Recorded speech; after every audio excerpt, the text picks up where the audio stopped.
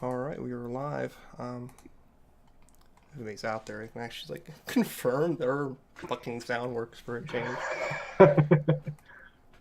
Everybody's out. I can hear myself on the stream. Are we on the internet? I think we have sound. Okay, cool deal. So today it's just gonna be me and Mr. Chris. Everybody else is enjoying their family time, I guess. Uh, um, but I don't really have that much celebration for Thanksgiving, and Chris doesn't celebrate it. So we thought we'd just take the weekend and just have some fun, learn a little bit about Gaul. Because you say Gaul or Goal? I think I've asked you this Goal, before. Goal, goal. Gaul, I don't like really mind. kind Yeah, of like the Gaul is like the French Gaul kind of thing. sure. Why not? Let's go with that. Yeah. Okay, Chris, you want to tell us a little bit about Gaul? No. No, not really. Goal is a reformed ex-pirate who longs to be a pirate again. He's been traveling with Arthur and the guys for a while now, and he's just kind of eking out a living. Never really happy anywhere. Just desperately wants to get back to the sea as soon as he can. Awesome. But Uh, for now, he's with friends, people he cares about. So, yeah. Speaking of which, where we left off last time, you were running from a cave, um, yes. with ogres in tow. Hmm. Um, Escaping back out to the I guess you guys were in this forest area with the cave, and you escape from the dark back into the light, um, with Arthur's voice sort of like preparing everybody for this ambush that they have set for And these that ogres, fucking dog at my heels. and that dog at your heels. But we're going to step out of that scene for just a moment, and we're going to backtrack several years actually. um, we're going to go aboard a ship that you should be fairly familiar with, I believe. For some reason, my music won't play, but that's okay. I'm not too worried about it. Oh, I've lost your voice, but I've got music. You lost my voice? Oh, I've got you back now. Okay. I have no music, but that's all that I've got matters. music. I can hear the music. Um, Next to you, there is a lady. Her name is Jenny. She served on this old sailing vessel that you've been breaking your back with for a long time, just trying to make ends meet as you left the town of Hardy behind you, left the temple that raised you, the streets that raised you. Um, and in front of you, you see this woman in this long, almost like a trench coat, I want to say, but more themed, of course. Yeah. Like a duster. Yeah, like a duster almost, and a wide brimmed hat. A long white feather protruding from one side of it. Her hair is just, it's hoary, just white as snow and clouds.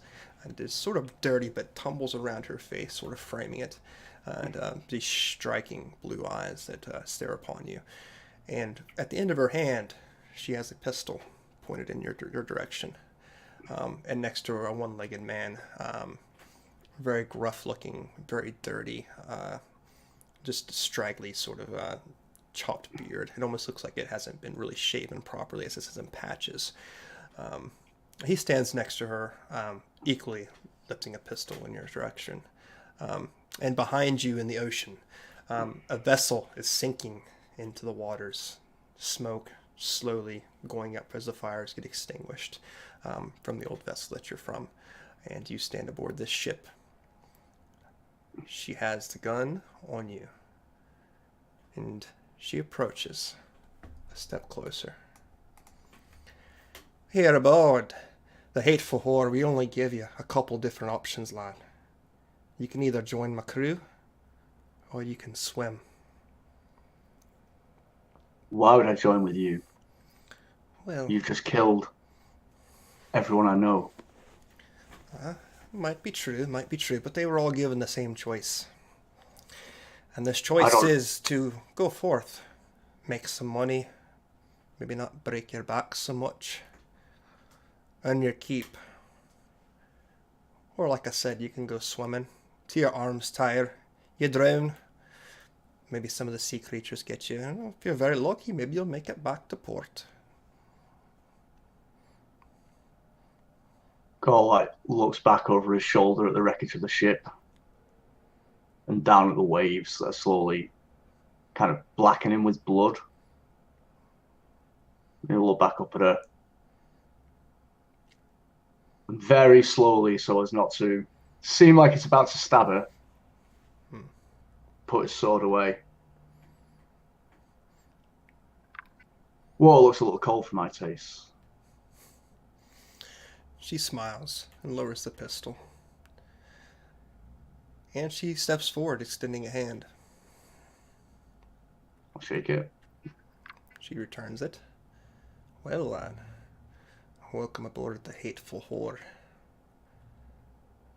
I'm so happy he's in the hall. So what sort of work can you do on a ship?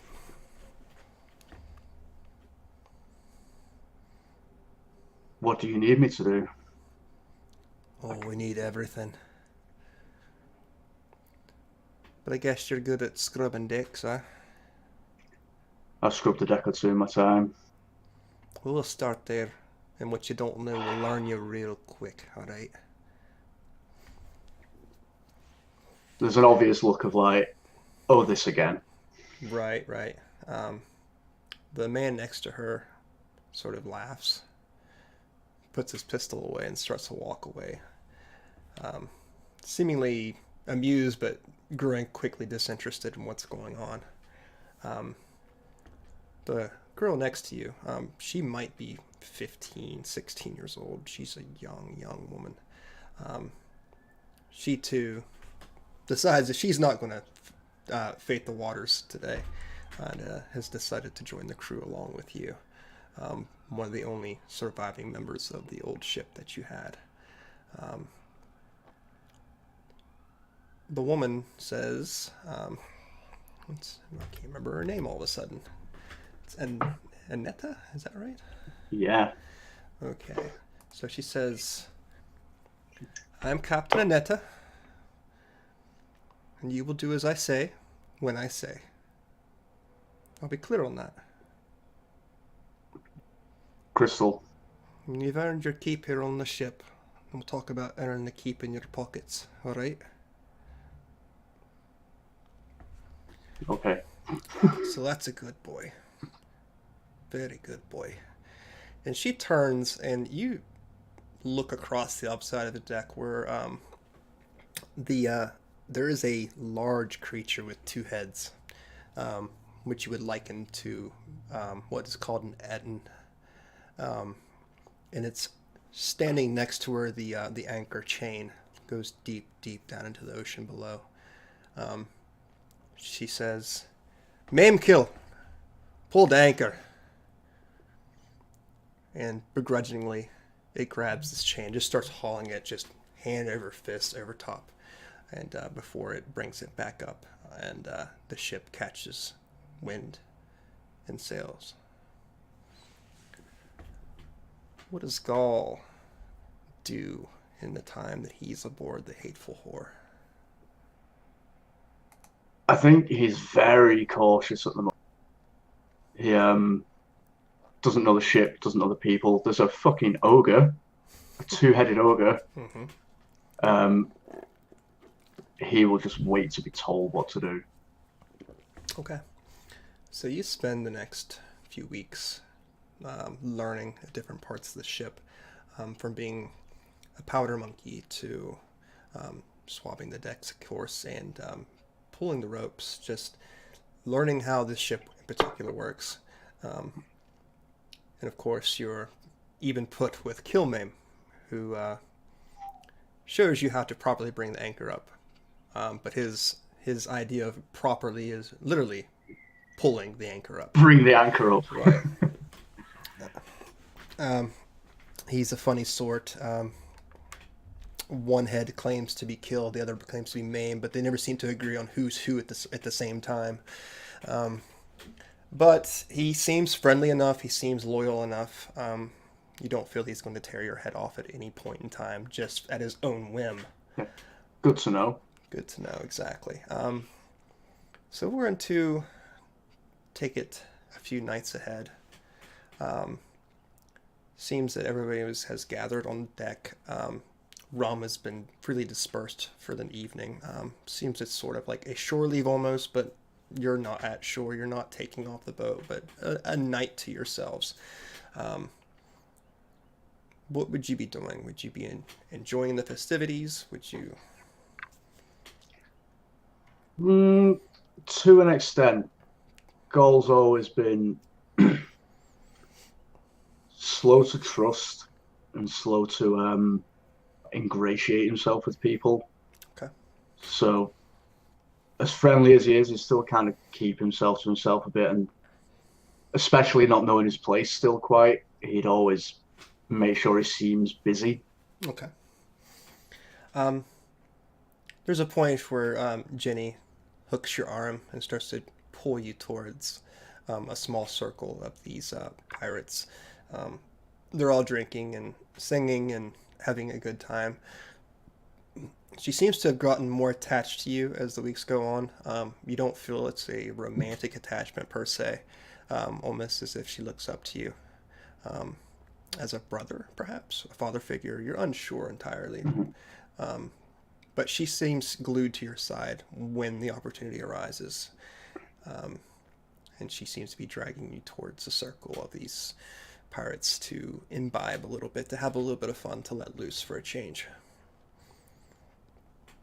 Come on, Gold. Come on. But I'm sure, for a little bit. Oh, come on. We have the night off. Come on, come on. She yanks you. Fine, okay. So you all sit in this almost like a circle per se. Someone's playing the lute and they're singing songs, which I am not going to sing. My voice is out of it, and it would sound like shit regardless. So I don't even bother with that shit. But you all are having a couple drinks and singing along. You sort of see Tack, who is the one-legged man, just sort of like walks the circle. Doesn't seem to really like partake in it, but he seems to have a little bit of interest in you in particular.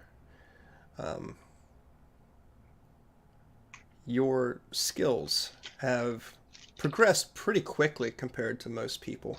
Of course, being on a vessel previously always helps that matter, but it seems as if Gaul is just a natural at this. And perhaps he feels a little threatened? Unsure. Goal's basically just a kid at this point as well. He's maybe like 19, 20. Right. And Tack at this time, I would say he's probably in his late 20s to early 30s. He's seen quite a bit of action.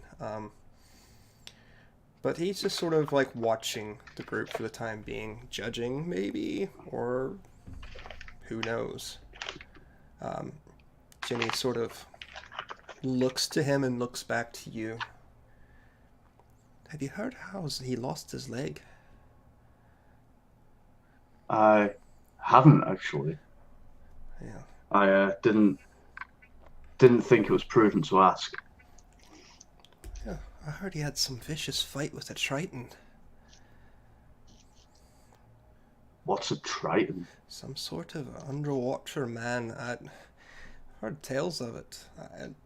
He doesn't go into particulars, but I guess he says he saved Anetta at one point from one. And Wow.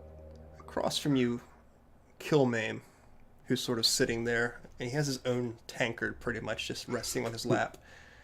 And he's just Barrel with a handle on it. Yeah, he just starts laughing.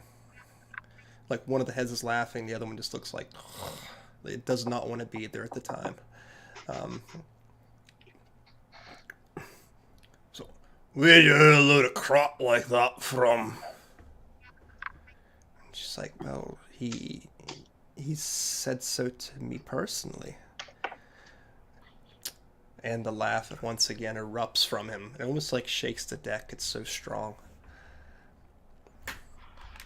What do you think, Gold? This is this is the first I'm hearing of this. You really think that pansy motherfucker lost his leg to a Triton fight? He lost his legs or something. Well, I heard he was responsible for the anchor before and got his leg caught in the chain.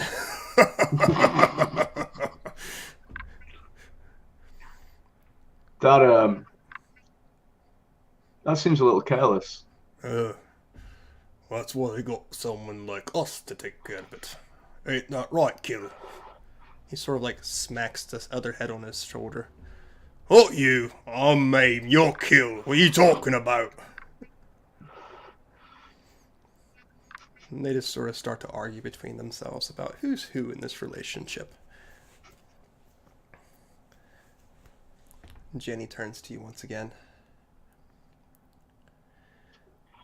Do you think it was really the anchor? I think I don't want to be the one to ask him. Tack doesn't seem to really like. You're not sure if he's in range to hear, but he has sort of a sour look on his face.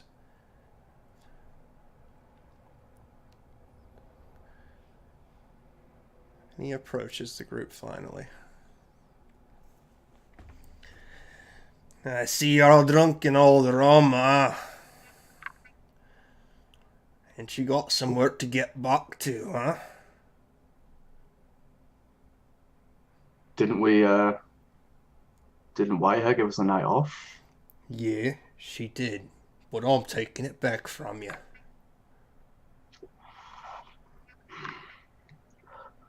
So, not wanting to make waves, pardon the pun, Gol will just kind of resignedly stand up and get back to what he was doing. Okay.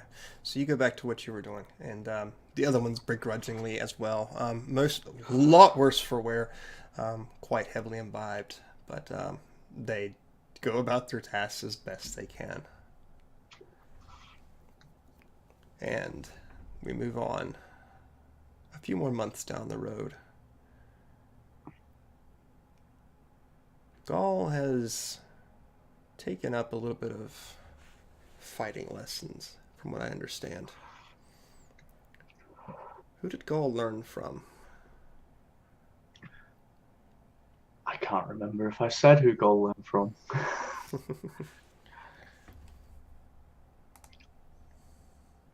I don't know. You tell me. Who did Gol learn from?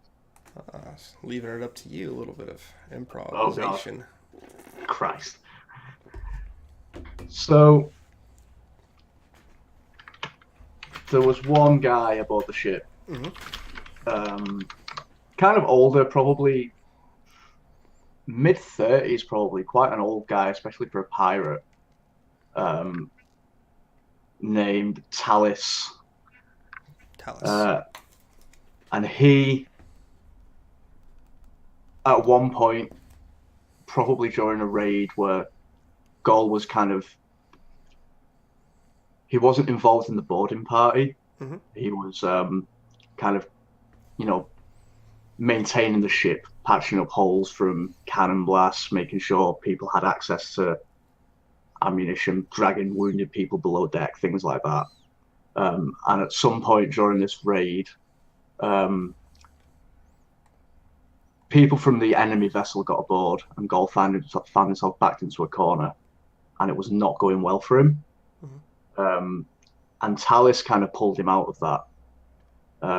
And afterwards, in the kind of days and weeks after this, Tallis kind of worked with Gol to teach him a few things about how to fend for himself, because he'd fended for himself on the streets of Hardy. He knew how to scrap, Right. And he knew how to run, but on a ship you can't run.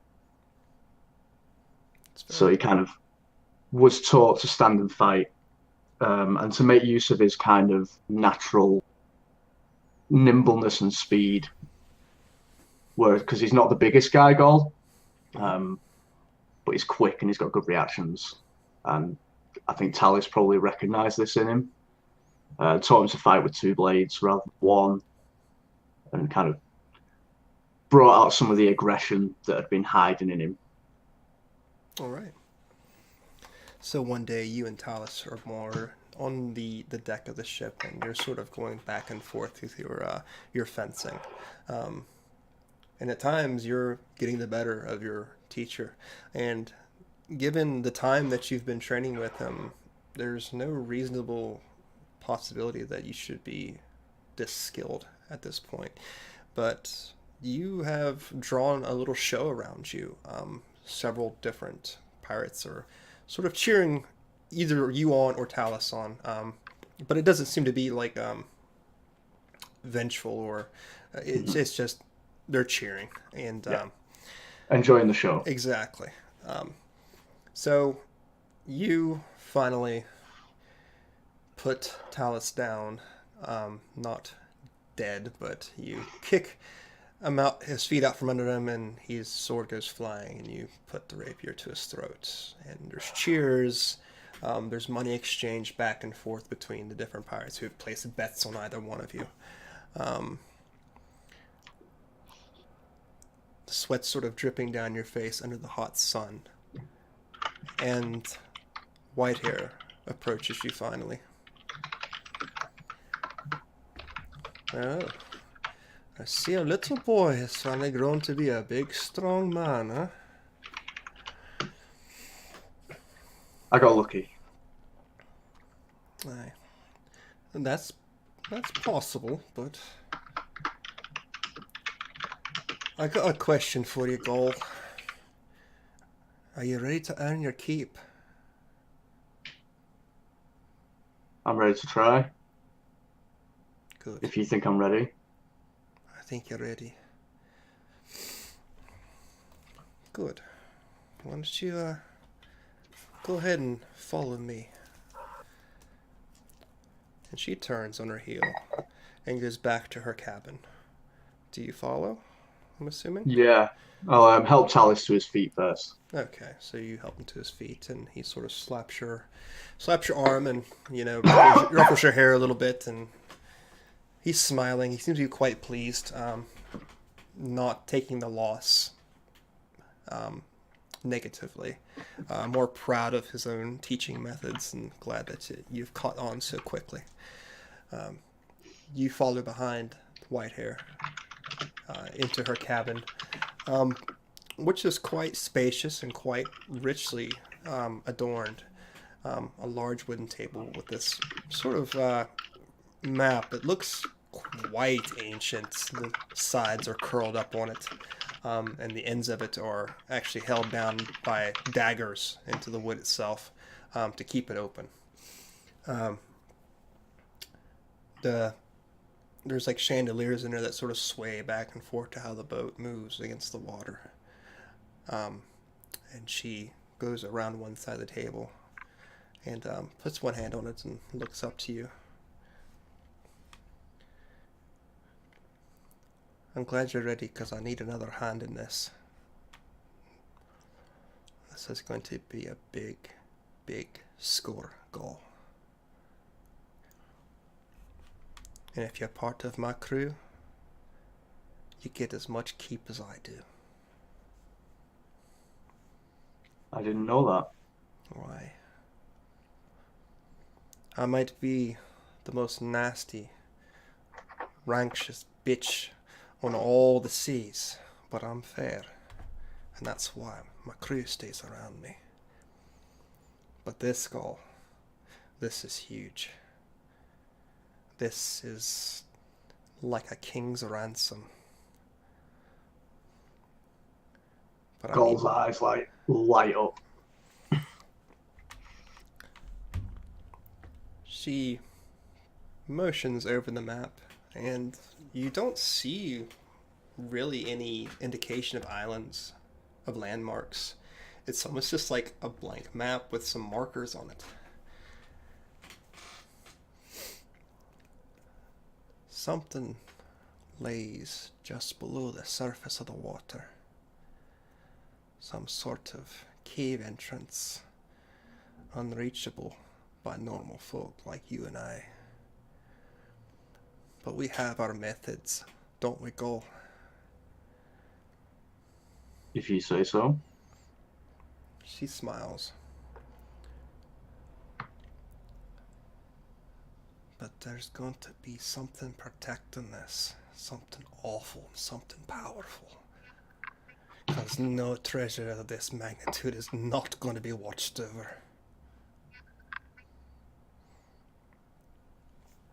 She slides over this bottle. And the bottle itself is cloudy, but the contents themselves look to be almost of seawater, with particulate even floating them like sand. She pushes it in your direction. Now this here is what's going to get us to what we need to get to.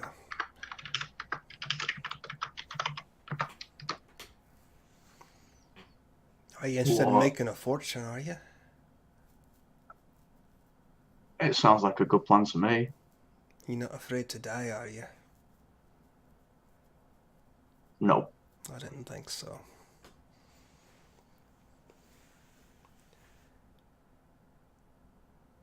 And it seems like from the shadows themselves, even with one leg, Tack just suddenly appears, moving from the shadows to the light just where the map is at. He sort of looks you over once. Be you and me and my mate Tack. We're all going to go down there. Do you have a problem working with Tack? You're damn No right. problem. The damn right you don't. We're going to set sail. About a week we'll be there. If you have any reservations from that time, you let me know. And I'll let you know where I can drop you off so you can finish swimming. You understand? I understand. She moves around the table in your direction and approaches you.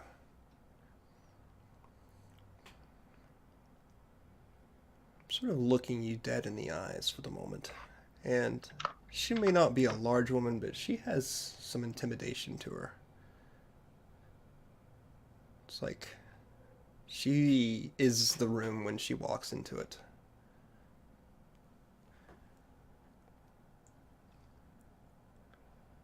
I'm glad to have you, Gaul.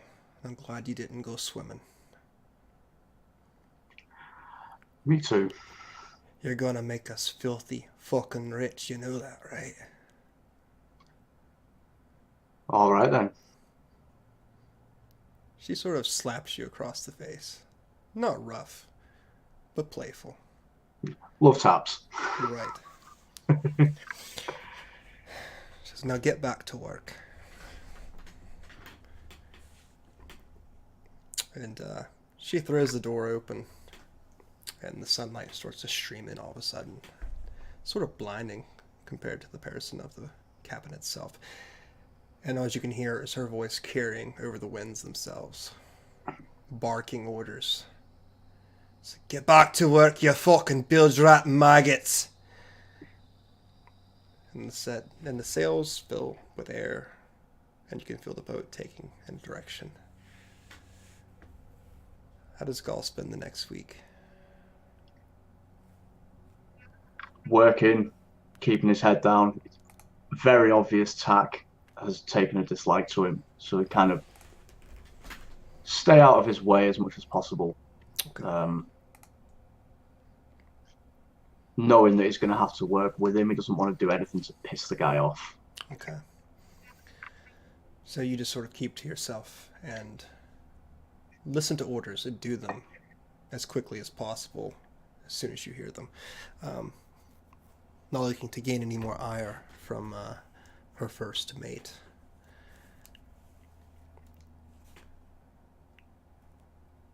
So the week passes, and the boat stops as Kill Maim, or Maim Kill, however way you wish to call him, just tosses the anchor overboard. The large splash of water all over deck, and actually the edge of the boat sort of tips just slightly, just from his weight and from the strength at which he tosses this down. And it's not long before the boat stalls to a halt. Get a drink. Apologies. And you see nothing around you. It's just open seas.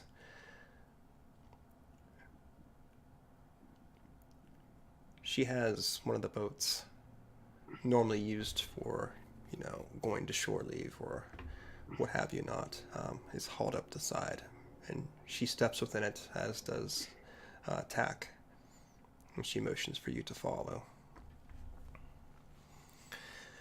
You all board the vessel. And she orders you, of course, to push the boat out. And you sit over seeming nothing. And she has the glass that she had before. And she hands one to you and one to Tack and holds one to herself. So you know how to swim, right? Let's hope so. Good. She takes the bottle and empties the contents down her throat and tosses the empty glass overboard. Tack follows and does the same. Drink mine. You down the contents as well, and it's an instant salt taste just sort of erupts against your throat. It is almost like drinking seawater entirely. But for a second, the air around you becomes hard to breathe. It's almost as if like the oxygen is not sustaining you. And with one swift kick to the chest, you are pushed overboard. And as the water just absorbs you down into it, you can find your lungs filling with air as the water flows in and out of your body. Seems if the water now will sustain you. And you sink down, down, down, to almost the light of day doesn't really touch you anymore. Sort of dark, abyssal. And you follow. You follow the white hair as she makes to what appears to be some sort of opening in the seafloor itself. And she sinks inside, disappearing into the darkness.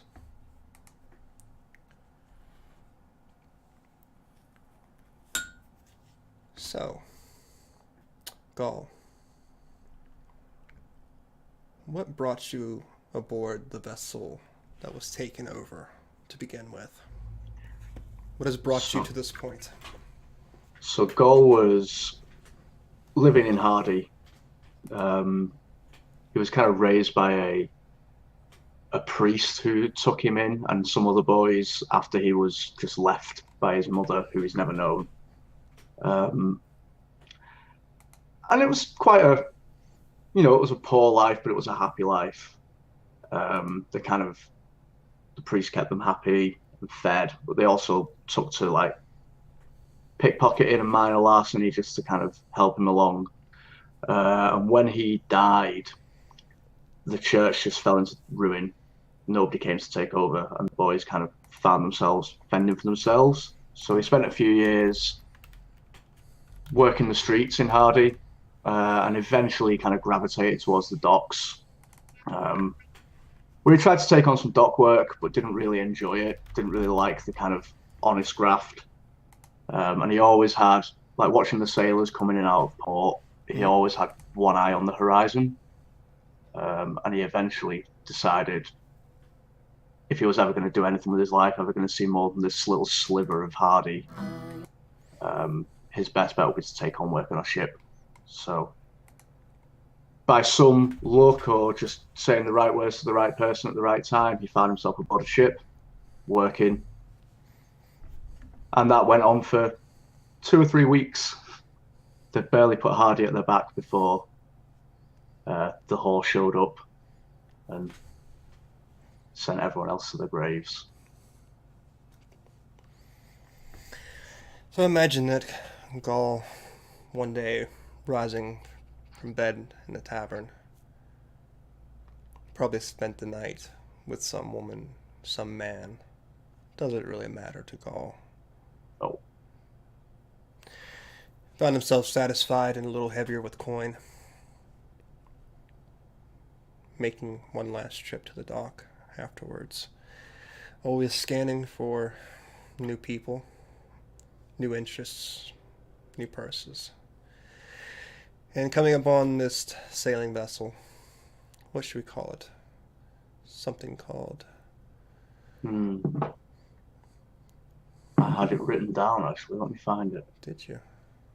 Yeah, I don't know if I put it in what I sent. Let me see if I've got it.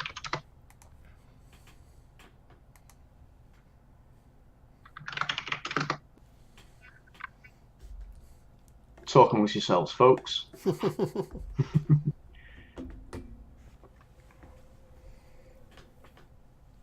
don't remember seeing it in your notes. No, I can't find it. Let's call it Martha. Martha.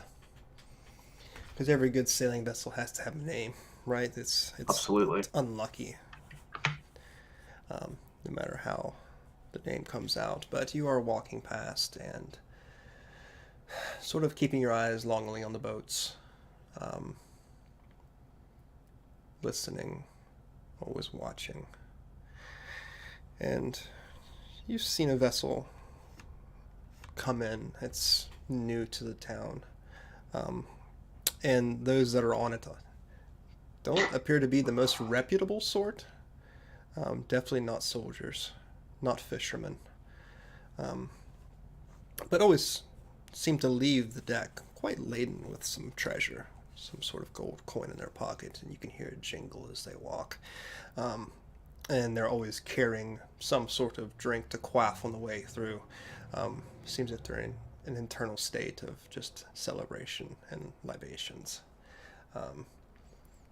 But you do hear from the deck of one sort of the song playing, and it catches your ear. Sort of draws you to it. And across the edge of it you do see painted the Martha. And a gentleman just seems to be peering over the edge, sort of singing this song. Not particularly well, but still catches your ear. Says, I am not a pirate, but I long to be, sailing by the stars across the seven seas, living with no earthly cares, my mates and me, the envy of all worldly men who are not free. Oh, hey you lad, he calls down to you as he sees you walk past. Me? Hi. Are you a fisherman? No, No? not a fisherman. Have you ever been on a vessel before? I've been on and off. I'll tell you what. We lost old Jack on the last expedition. We could use a new hand. You interested? I could be interested. He starts to walk down the side of the ship to the gangplank that's lowered to the dock itself. And he starts to sing as he walks towards you. I know this world's a wretched place, but if you'll follow me, I'll take all your burdens. And he grabs your hand. And pirates we shall be. Come aboard, lad. Let's talk. So you're not a fisherman either then? Oh, no. Not by a long stretch of the imagination. Well, let's talk then. So the man you would come to know as, what was his name? My mind is leaving me today. Um, I don't want to use the other names I've used. Captain. Captain. Let's call him Captain Lance. Captain, just Captain. Captain, my captain, oh my captain. The man you know as Captain Lance takes you aboard the ship, and you know the next couple of weeks are spent breaking your back, learning the trade. It's not a good time. It's not a good time. And you still have that smell of the city upon you when you first take on board. The smell of wood smoke, of dirt, of another man's flesh pressed against yours. It's still all that smell just is constantly on you until you finally have that relief of freedom.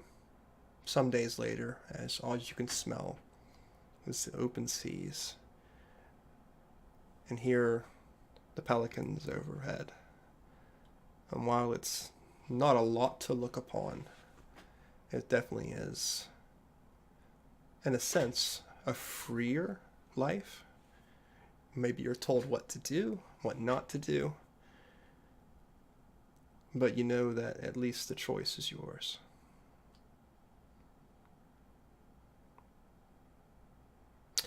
And so we come back, our camera coming back down into the ocean, past all the waves, past all the foam,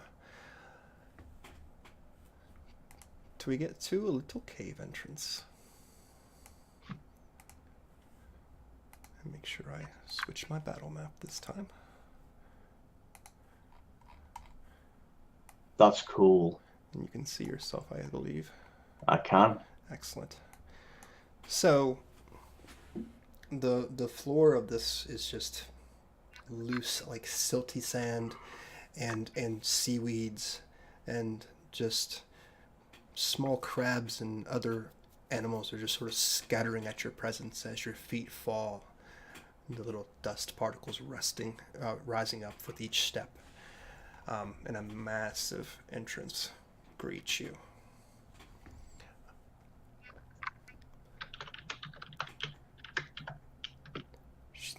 Your captain turns and looks upon you, and surprisingly you can hear the words she speaks. Have you got any regrets now? None whatsoever. Good. Then why don't you go ahead and lead us in, huh?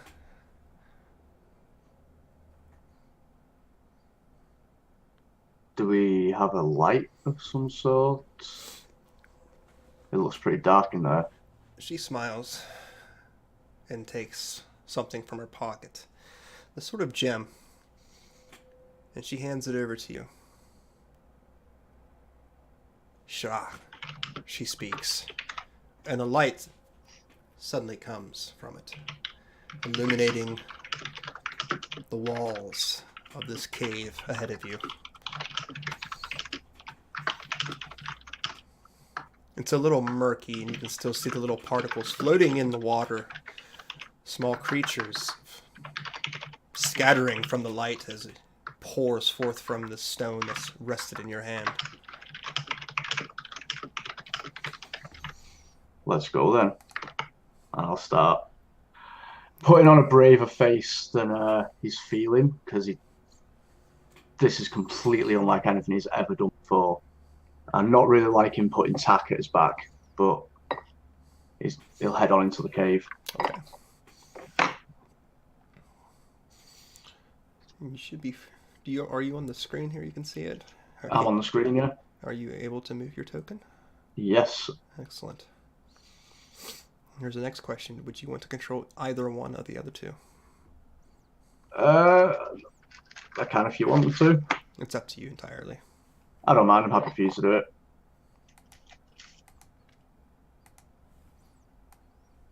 So attack and her come up behind you here. And it seems that where you come into is quite wide, but not really much different than the outside itself.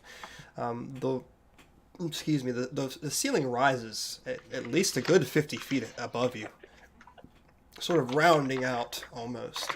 Um, but even here, the weeds seem to still sprout from the sand themselves. Um, Sometimes you're unsure if they're planned or otherwise, but nonetheless, fairly uninteresting. You hear Tack's annoyed voice behind you. Ain't no fucking thing here. It goes deeper. And he moves up behind you and sort of pushes you on your shoulder. Not rough, but just pushing you further. And as we get towards the plant life and the vegetation, Mm-hmm. Goal's gonna like kick up and swim over it rather than wade through it. Okay, not a problem. They seem to follow suit. Perhaps you see something they don't. I think you can see a small path to your. They'll kind of turn back southeast there to Anetta and shout, "Which way?" She sort of gives a shrug. You pick. Let's crack on this way then. So you swim further. Sort of be amused because Tack only has one leg and makes swimming very difficult for him. Seems like you all have to lag a little bit behind as he tries to catch up, and he appears to be winded quite easily. But makes no complaints the entire time. You see now ahead of you, it seems like the cavern itself goes through the ocean floor and back out again, as if there was two entrances from either side of this cave itself. But just ahead of you, you see the jutting stone. It looks to be crafted stone by hand, belying the fact that it might just be a natural cave. Something must have been here at some point. There's something up ahead here. I'll swim a bit further forward. Okay. There's walls here. Anetta swims up next to you, eyeing them. And Tack seems to stay just slightly back, as if watching what's going on. Do you want me to go first? It's your call. I'll lead us in if you want me to. Just stay by my side. She moves up. Just a little further. Why don't you go ahead and give me a perception check? Well, all right then. 12. Okay, make one for her as well. Nice. You begin to move up, and she sort of slaps you on the chest to stop you. What's the problem? Sort of looking around, and she puts a finger to her lip.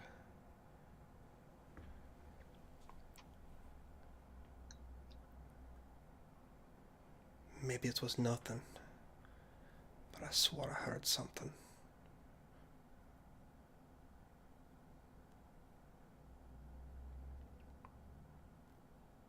She sighs. I don't know what it is. She sort of points down this area that you guys are approaching. Heard sounds, but I don't know what it was. What kind of sounds? Almost like gurgling.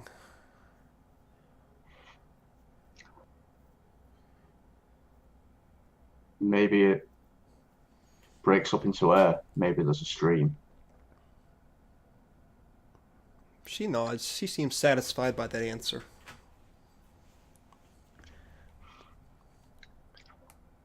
She swims a little closer, peering down, and stops. What the fuck is that? And you now hear more gurgles as they sort of come around the corner, and the best you could liken it as is literally like gargling. Um, Perhaps some sort of language that you're unfamiliar with.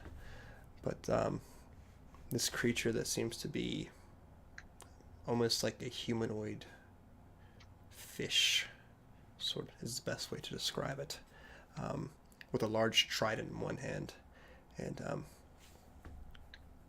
he quickly sees you and seems to be almost barking off as an alarm. Oh shit. I think I know we're here. And I think with that, we'll have some fun and go ahead and roll some initiative. See if I can get some music to work. Probably not. Nope. I'm not used to my music not working. It drives me crazy. Alright. Well. Guess we're using Dex for her. Oops. Oh, I forgot to do my token stuff. You think I knew how to do this stuff by now? Remove all. Alright. So we have a Netta.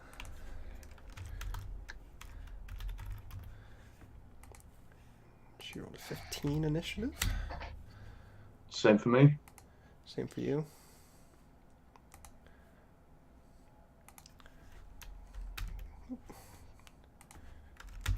There it goes.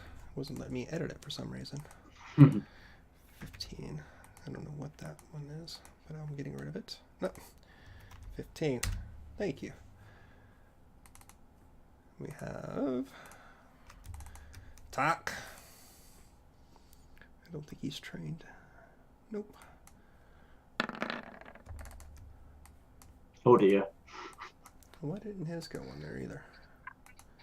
7. That'll be that gammy leg.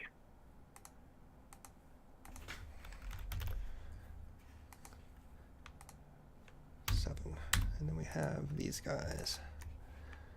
These guys. I don't think they're trained either. Nope. Ooh, 17. Ooh. Let's see, I clicked on that and they still didn't go through. What's up with that shit? Fuck you, roll 20. This thing's had all kinds of problems today. Like, none of the music's working. Okay. So I guess it's their go. Oh, goody. 5, 10. This thing sort of stops there. Still gurgling and just takes this, it's like a harpoon almost, and just wails it in your all's direction, heading towards your direction. Does the 17 hit you? I think so. Let me check. Yep, just hits. Just hits? Okay. Yep. You end up taking 11 points of piercing damage as this harpoon just drives into your shoulder. And Gol kind of scream because he's not been hit like this before. And from the tunnel just to the north of it, another one comes flying out. I think this guy can just get back here to where he will. Yep, he end his turn there. He just can't do much from there. So you see ahead of you, 3 of these things have just swarmed from the tunnels right in front of you. Speaking of, Gol, what are you going to do? So Gol first is going to turn back and look to Tak. Okay. And shout, "We need you here." There we go. Music suddenly worked. And then, I mean, it's do or die, isn't it? It is. So I'm going to head up to this guy, Okay. and I will make 2 attacks against him. Alrighty. And I believe, does my fancy footwork apply if I'm swimming? Yeah, the potions you take seem to give you some sort of freedom of movement and water breathing. Cool. So Anetta was prepared for this situation. cool. Bear with me a second. I need to remind myself what I can do. No problem. So I'll do 3 attacks, action, extra attack, and bonus action. Nice. Oh, where's my thing gone? So the first one is 15 to hit. That will hit. Second is 26, that'll hit. Definitely hit. And 16 is going to hit as well. Yep. So stab, stab, stab. 12 points of piercing damage for the first one. Okay. 12 for the second one. Nice. And 10 for the third one. Oof, nice. And then, remembering what Talis taught him about not standing his ground, back off again. And because I hit him, he doesn't get to make an attack opportunity. Absolutely. So you just swim in there real quick and just start just jabbing at this thing. And the blood just instantly flows into the water. Just this crimson cloud that sort of flows out from it. And it looks very hurt. Almost backing off of you as you're pushing away from it. And it's going to be Anetta's turn. Bring up her character sheet. She doesn't seem to have any reservations either about just rushing head in. She goes to attack with her rapier as well. I didn't add sneak attack, never mind. And she missed the first one.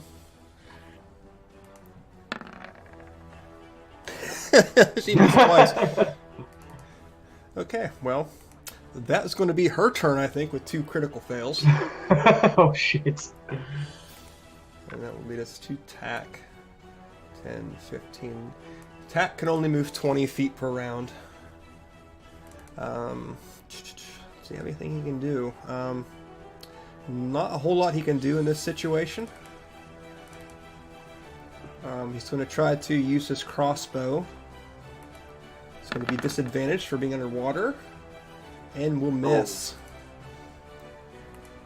And that will be his go. Now it is their turn. So the Mara goes up to I almost call her Henrietta for some reason. Anetta. And is going to make a couple of harpoon attacks against her. And will hit once.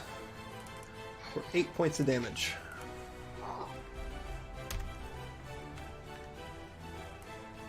This one can't do much of anything. He doesn't have a weapon. He can't end his turn there, so he's stuck where he's at for the time being. And the other one is going to actually throw his harpoon in her direction as well. From the back. And rolled another one. And misses. Not your night. Not my night. But it is your turn, Gall. Cool, so Gol, seeing Anetta get hit, is going to swoop back in. Okay. Fighting the urge to sass Tack for missing. Doesn't seem the time or the place. So first rapier attack. Nat 20. Oh. Oh, so let's do the damage on that, because that's sneak attack as well. You might not need to do sneak attack on this one. So that's 18 points of piercing damage. And it is deceased. So you Nice. just make this vital stab at it, and as if it's almost like pulling away from you as soon as it sees you come back up at it again, because it knows that you beat the shit out of it the last time you were there. It's drawing back, and you just trap this rapier up the side of it, and just more blood's pouring from it, and it sort of floats listlessly in the water there. Yeah. So Gol kind of stab it in like above the collarbone, and as it dies, he's going to push it down and push himself off towards the next one. Nice. Into here. So can I do sneak attack on this one then? Because I didn't do it on the last one. Sure. Your call completely. I think with that crit, I think it gives you a right to try again. So 2 stabs on this one, 16 and a 16. Those are both going to hit. So first one will be 10 points of piercing, Oof. another 6, and then 5 points sneak attack damage. Okay. How far did I move? 5, 10, 15, 20. Goal's actually going to stay there next to him because it seems like he's getting the better of them, and the other two are taking a bit of having a harder time of it. He wants to stay between them. Right. They seem to don't have their weapons now because they did throw their harpoons in your all's direction to begin with, but do have some nasty claws. This will be Anetta's turn. She's going to sneak right down next to you, at your side, and make a couple of attacks herself. Is she going to hit? She is going to hit. And she hits once. Doesn't look quite as impressive as yours, but she does get a little something something.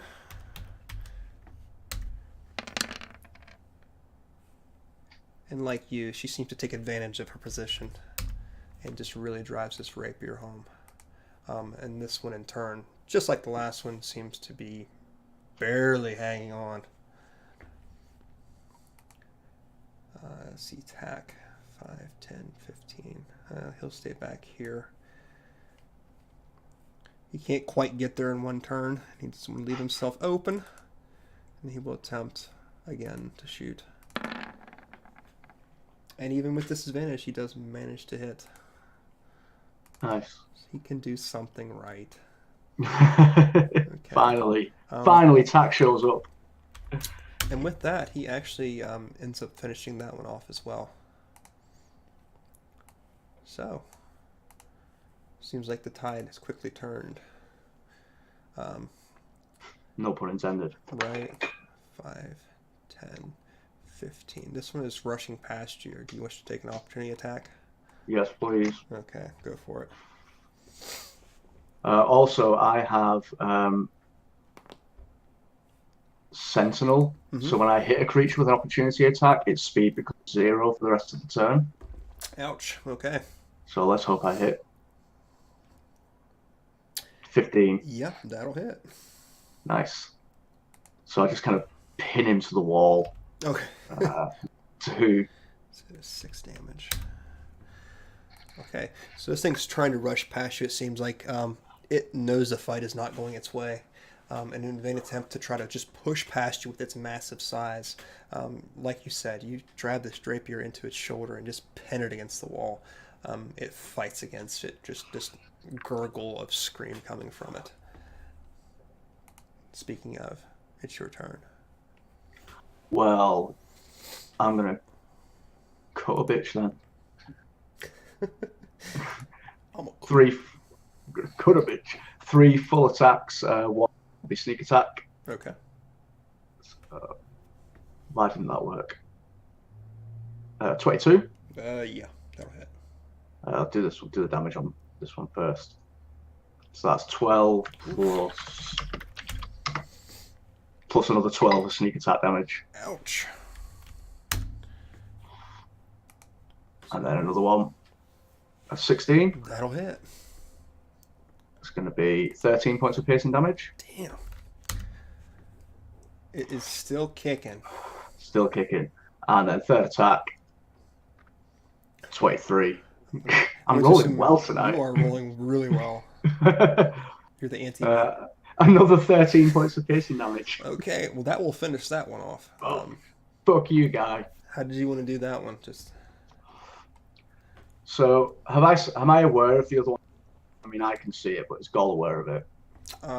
What other one? I'm sorry. I'm seeing one. Oh, there is another one down there, isn't there? Another one down the bottom of the screen. Yeah, I forgot there was one down there.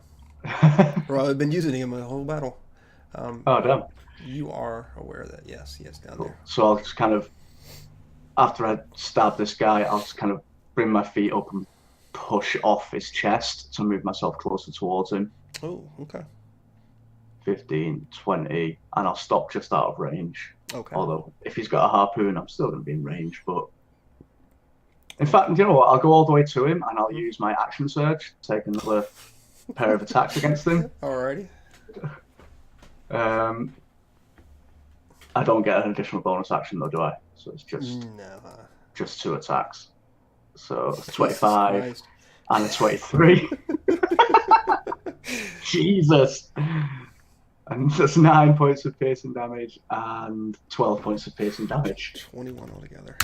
That was all my movement, so I can't get away from him. You don't need to, I don't think. Wait, I'm rolling and you're rolling. See, 5, 10, 15, 20, 25. And Netta cannot quite get there. And Attack definitely can't. 10, 15, 20. That's all the further attack goes. But it'll be the Marrow's turn. It takes this harpoon and starts jabbing at you frantically as you just sort of come around the corner and just, I mean, cut it up so badly. I think I might have hit once. You do hit. Oh, wow. I'm going to use, once you do the damage, I'm going to use my parry maneuver. Okay. So I can expend the superiority die and reduce the damage by the roll on that die plus my dex modifier. Okay. Well, the damage will be 11. Cool. So I'll reduce that by, what's my dex modifier? 5. I'll reduce that by 9. Okay, so you take 2 points of piercing damage. So just kind of twist away from him as he stabs at me and just like graze across. Oh, okay. Well, it is your turn, Gall. Oh, he's going to die. Yeah, seems to be that way. That's a nat 1, Ooh. finally. So I assume that's going to miss. Yeah, that'll miss. Yeah. 11. Wow, 2 misses. Wow, 2 misses and bonus action 12. 12 is going to miss. 12's going to miss. So I will. Bear with me a second. Mm-hmm. Luckily, I don't have to hit with the melee attacks and not draw opportunity attacks. So Okay. I'm going to get the fuck out of there. Having lost my mojo. And you sort of retreat from the scene as Annetta just seems to keep on going with her rapier up and ready to go. And she just starts to engage this one as well. See, maybe roll, ones I can roll this time. Oh, she critted. Crit. All right. Oh, the so tides have turned. 2 hits. See, she's going to do 18 with the first hit. Oof. And 9 with the second. Alright, where's my guy at here? There it is. I think she just finished it off. Yep, she did. Nice. So, she takes care of that one. And I'll move him off the map for now. Actually, I don't think I need them anymore, so I'll just get rid of them. Okay. So, Netta reaches forward and just drives this rapier twice into this thing. The second time piercing it through the neck. And it slowly and painfully bleeds out against her. But that is going to be the end of our initiative. So where are we going to go now? Go. Back to me. So I'm going to move up past Tack and give him a kind of, not a dirty look, but a you could have been more useful kind of look. Not say anything. Right. And head up into this room here just to see what's going on. Okay. If there is anything. From what you see here, just seems that the room has been overtaken by plants. From the outside itself, they've pierced the walls of whatever this might have been at one point. There are some ruins, or I shouldn't say actually ruins, but runes, R-U-N-E-S, runes, that are scratched into the wall, seem to be worn off over time with the way the water has flown across them. But nothing of a language that you can discern. Okay. Otherwise, the room's pretty empty. I'll call back to Annetta. Mm-hmm. Can you read this? She makes her way up and past you, sort of taking a look at one of the walls. She runs a hand over it and brushes some of the silt off of it. Um, she says, "No, I can't read it, but there were similar ones on the map that I found. Mm. This has got to be the right place." Well, let's keep looking. And let's hope we don't find any more of those, whatever these things are. Okay. Tack, are these... I heard you lost your leg to see people. To a bunch of Tritons. These weren't Is that what Tritons. these are? No, no. Similar, but not the same. Okay. Well, let's be careful. Okay. I'll start heading back around here. Okay. And they begin to follow in turn. Has this got more of like the vegetation and stuff on the floor? Yes. Yeah. So again, I'll go up and over it and head up and see what we see. Okay. You make Is this, your... Go ahead. is this like the exit that you Right. mentioned? Right. Right. Seems it just goes out the other side of the hill, or whatever Right. you want to call an underwater hill. Yeah. I guess we take the other path then, Okay. and I'll head back down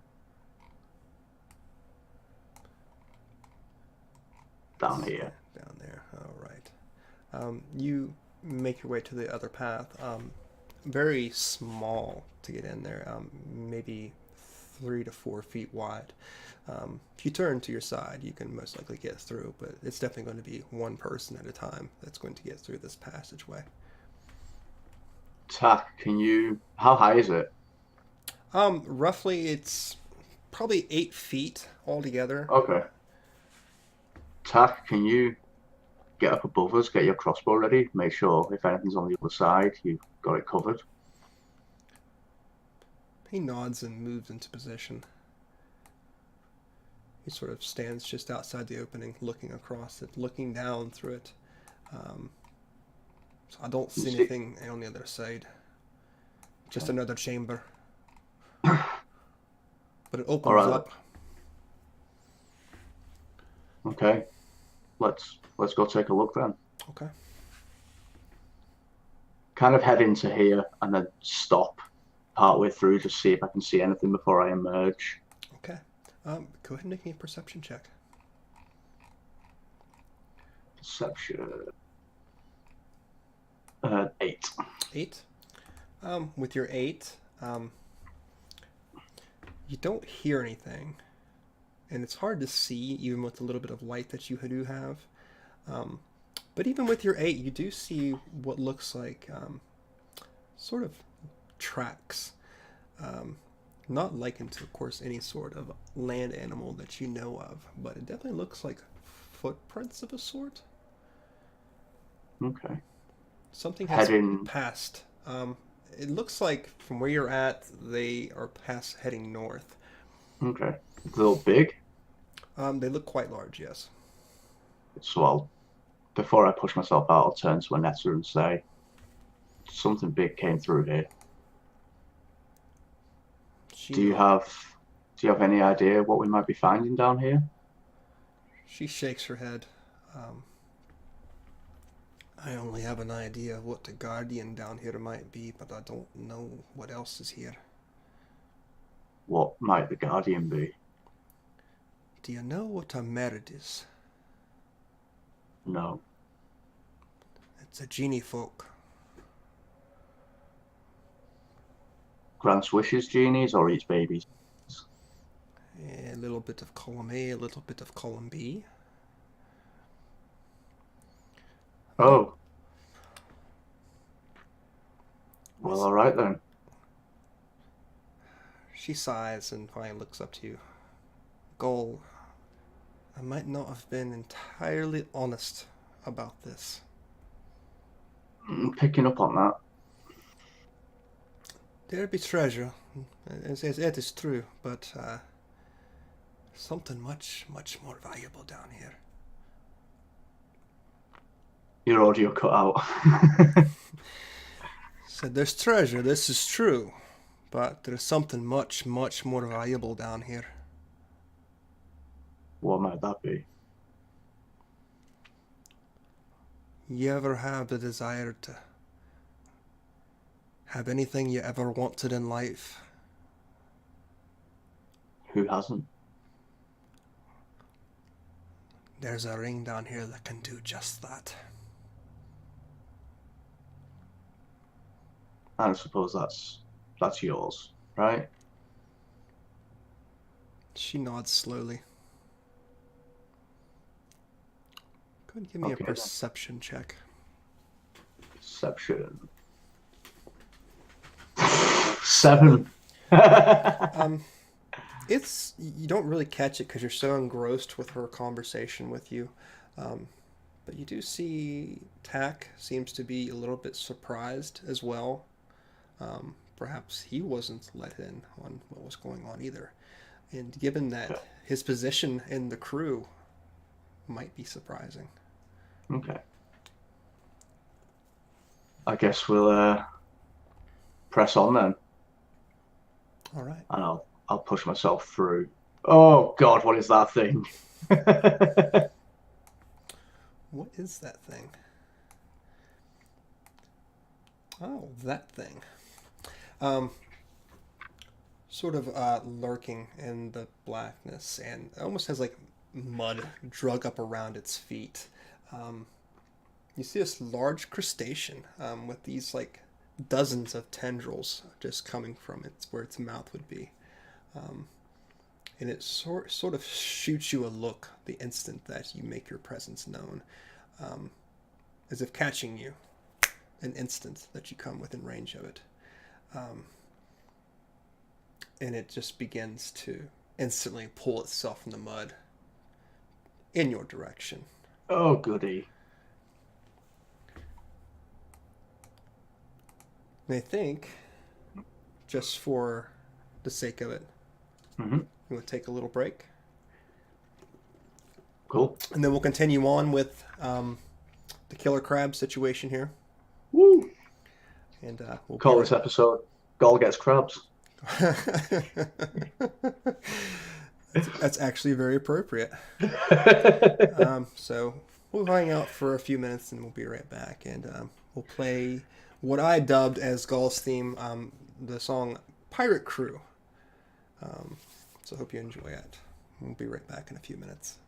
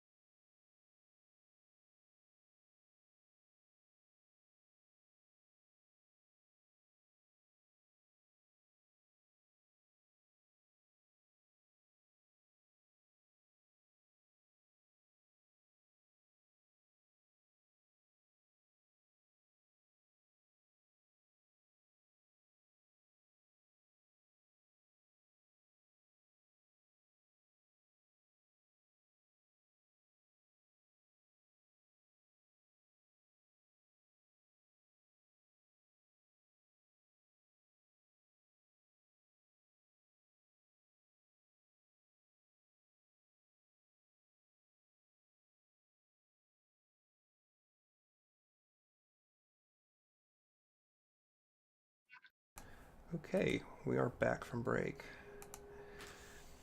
And I think we're ready to do some fun, happy time initiative stuff, are we not?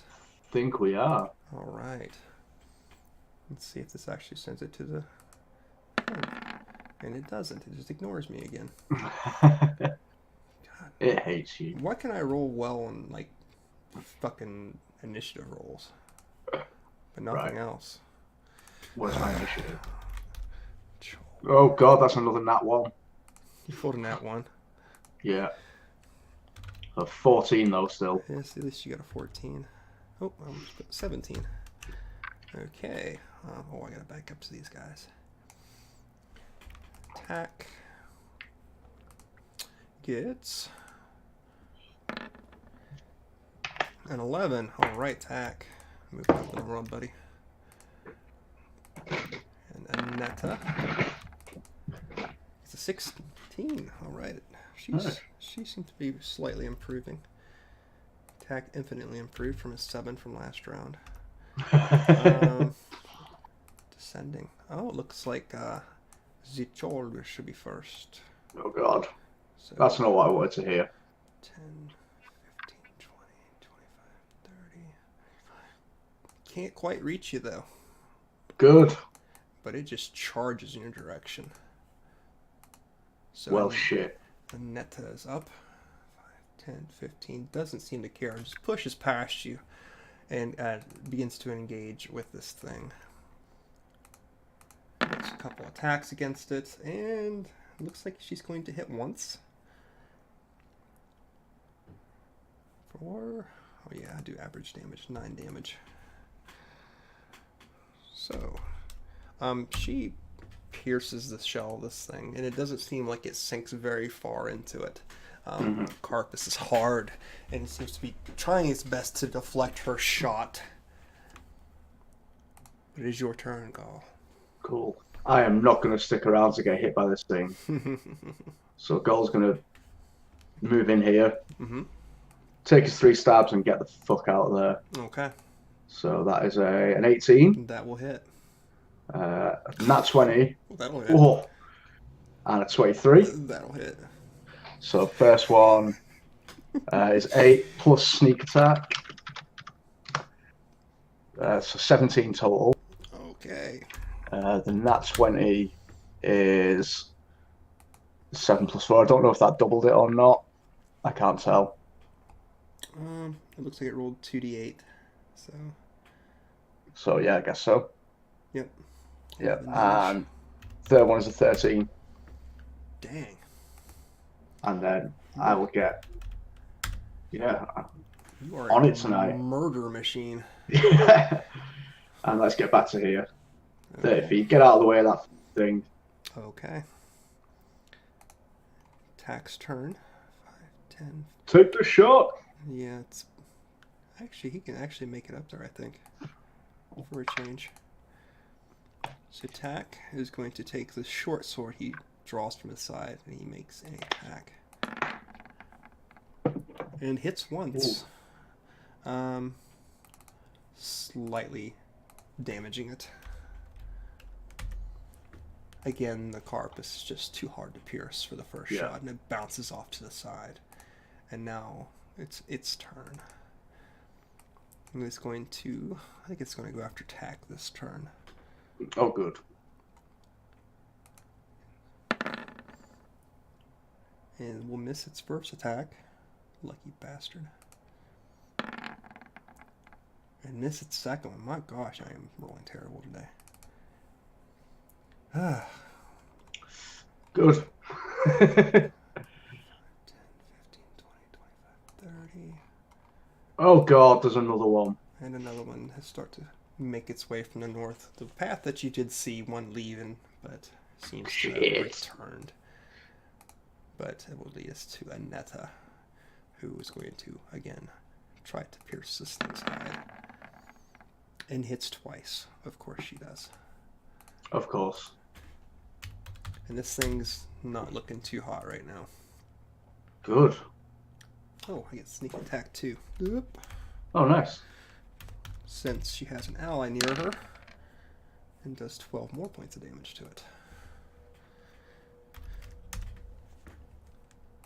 It seems like that attack has tried to pierce this thing's carapace. Misses the first time. It just manages to catch it the second time. As its attention has been turned, she leaps forward and just drives the rapier just between where these tentacles from its mouth are at, and seems to pierce it to the hilt. Gaul, it's your turn. Round 2, let's get in. So move in. Stab, stab, stab. Okay. 16. That just hits. Just hits. Cool. And that one's going to have sneak attack on it. 21 will hit. And I guess an 11 misses. 11 will miss, yes. Cool. So the first one is 7 plus another 4 points of sneak attack. Okay, your first attack and sneak attack will finish this thing off. Okay, cool. So if you want to use your second roll, I don't know if you can get close enough to that thing to attack it or not. So. I won't be able to get there unless I was to take a bonus action to dash. Okay. It's up to you because I rolled all 3 attacks already, so your call. Well, technically you would have taken all 3 attacks, so you would have taken your 1 attack. Right. So that's entirely up to you. 10, 15, 20. So yeah, that's 20. Oh, actually, I can get there 30 feet. Where did I start? I started here. 5, 10, 15, 20, 25, 30. I can just get there, actually. Okay. But I still only get the bonus action attack because the extra attack is... I get a second attack when I take the bonus. Attack, yeah. Yeah, so just one more. 14. That will miss. Cool. All right. And I can't get out of there, so nope. Guess I'm stuck. Attack's turn. Oh, God. All the further he can get, will attempt to try to fire his crossbow at this thing. And will miss. The arrow just seems to get too caught in the current and goes off course. Now it is the Shawl's turn. He looks down upon his new prey. Oh, God. And will miss the first attack. Good. And I think he will hit the second attack. That's going to hit, yeah.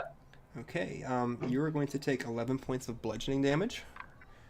Oh, shit. And you're currently grappled. Cool. I'm going to use my riposte, my reaction, and reduce that damage. Okay. So that's another superiority die gone. And bear me a second. 1d8 plus 5. Reduce that damage to 3. Okay. So you only take 3 bludgeoning damage. But still very grappled. Mm-hmm. And Netta. He's going to come up to the other side of you and start to attack. Looking quite worried that you are caught in this thing's pincer? Whatever you call it. Misses twice. Shit. So, Gaul, it is your turn. I want to get out of this grapple. Okay. Is that just... Yeah, I need to make a DC 14. I think it's a strength check. It's just straight strength. Yeah. Yeah. Oh, no. No, you were caught in it. Right. I guess there's very little I can do then. Okay. Attack is going to approach finally. He's got enough movement to get there for once. Make a couple attacks. And we'll hit with one of them. So he finally puts a little bit of damage into this thing. Slight crack in the carapace of this creature. And now it is the Charles' turn. Oh, God. Okay, I need you to make me a DC 13 Constitution saving throw, please. Shit. Okay. 19. 19. Okay, so this thing's tentacles start to wrap around your body, and this agonizing pain erupts from them as barbs shoot into your skin. And you can feel the poison begin to pouring into your body. You try as you might, you finally shrug the effects off, Thankfully, Good. you didn't. You did not get caught by the poison itself. Thank God for that.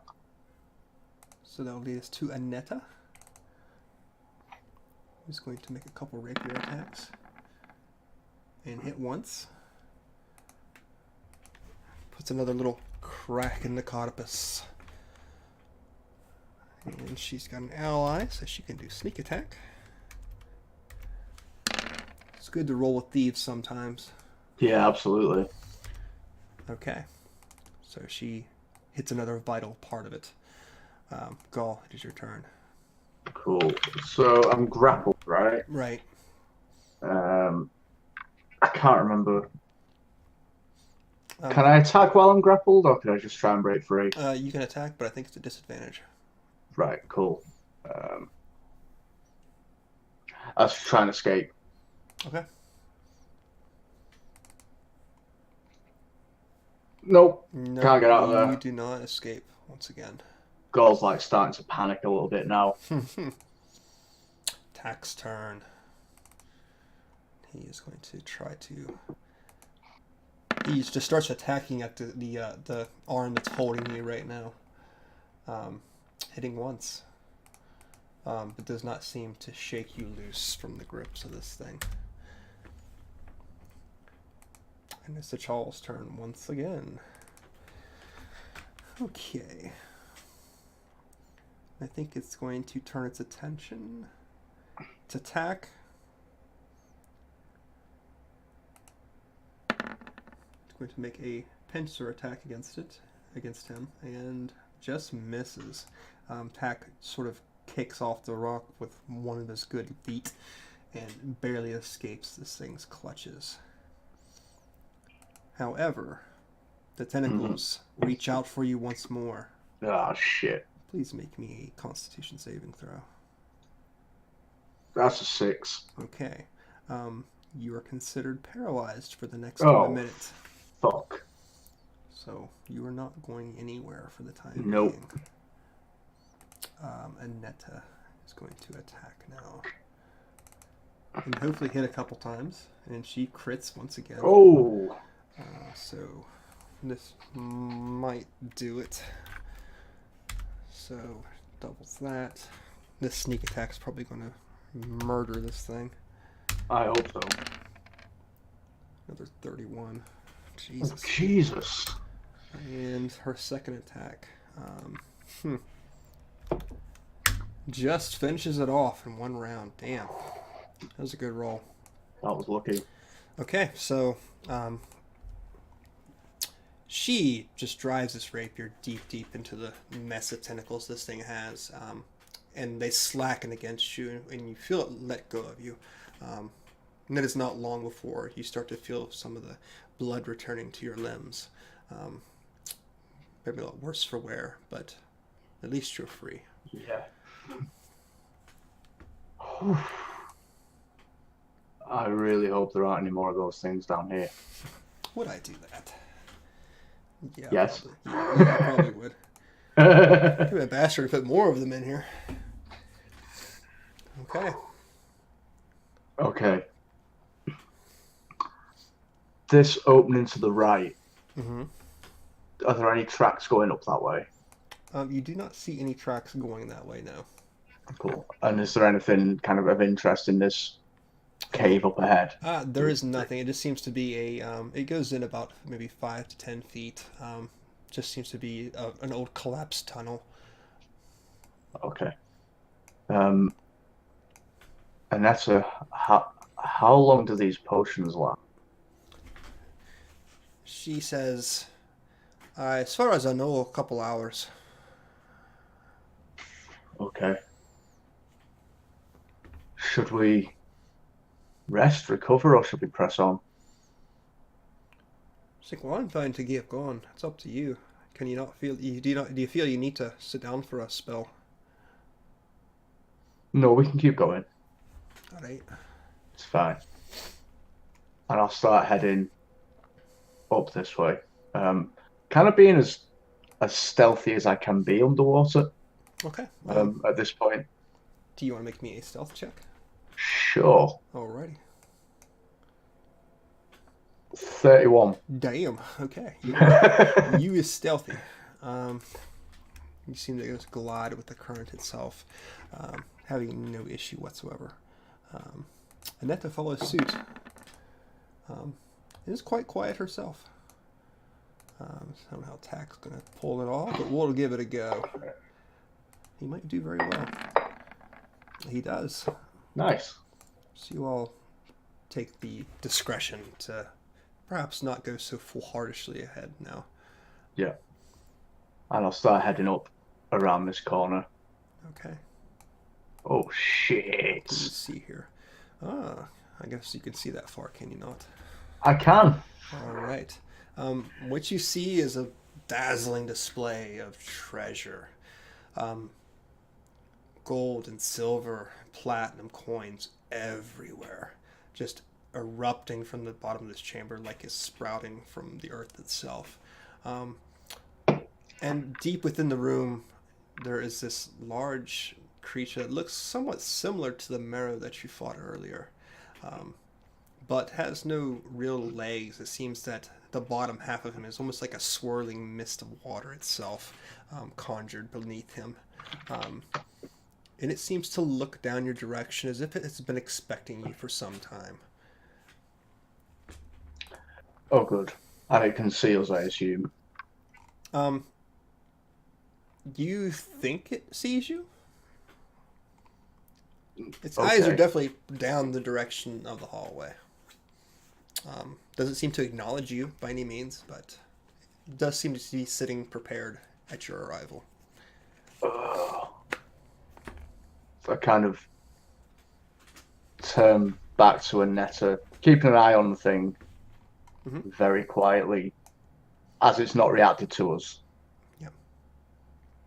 What now? Do we just charge in? She nods slowly. Yeah, I think we do. Take it by force. All right, then. You wanted to be a pirate, didn't you? I wanted to be a live pirate.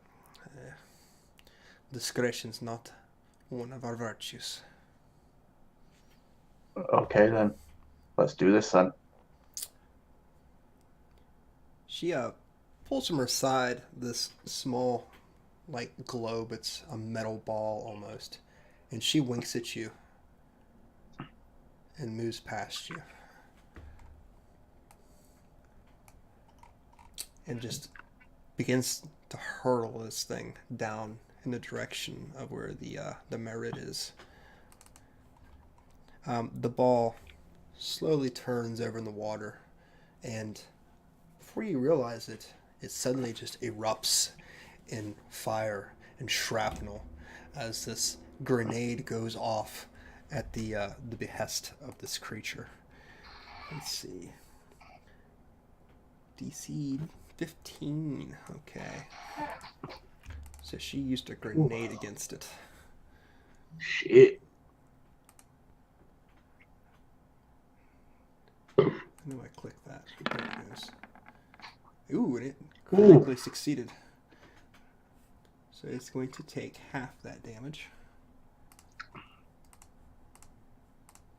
And you hear what sounds to be like a gurgle of laughter coming from it. Just what you want to hear after a grenade goes off. Yep. You sort of see it now as the coins slowly drop that have been blown from the ground itself, and the dirt and the silt that has been kicked up, and it's just laughing. Seemingly unimpressed, unfazed. Shit, son. So I think that will give us one more time into initiative. Cool. Damn, you're rocking it today. Nice. So we have Annetta with a 22. We have you with a 21. Damn. So yours is good. Tax with an 18. Damn. I can get rid of this skull, because that one's already on there. Huh, why did it disappear? Roll 20 is being kind of an asshole today.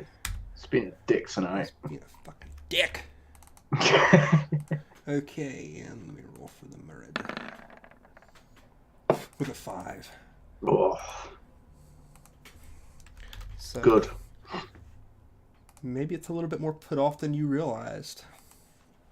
Or it's just sort of lost you in the haze of debris that surrounded it. And Yeah. do that in descending order instead. Okay, so Gaul, you'll be the first to react in this. Cool. So I'm going to get up close to it. It's going to take my bonus action to dash to close to it. Okay. But I'm still going to make 2 rapier attacks, and I still have a little bit of movement to get away from it as well. Alrighty.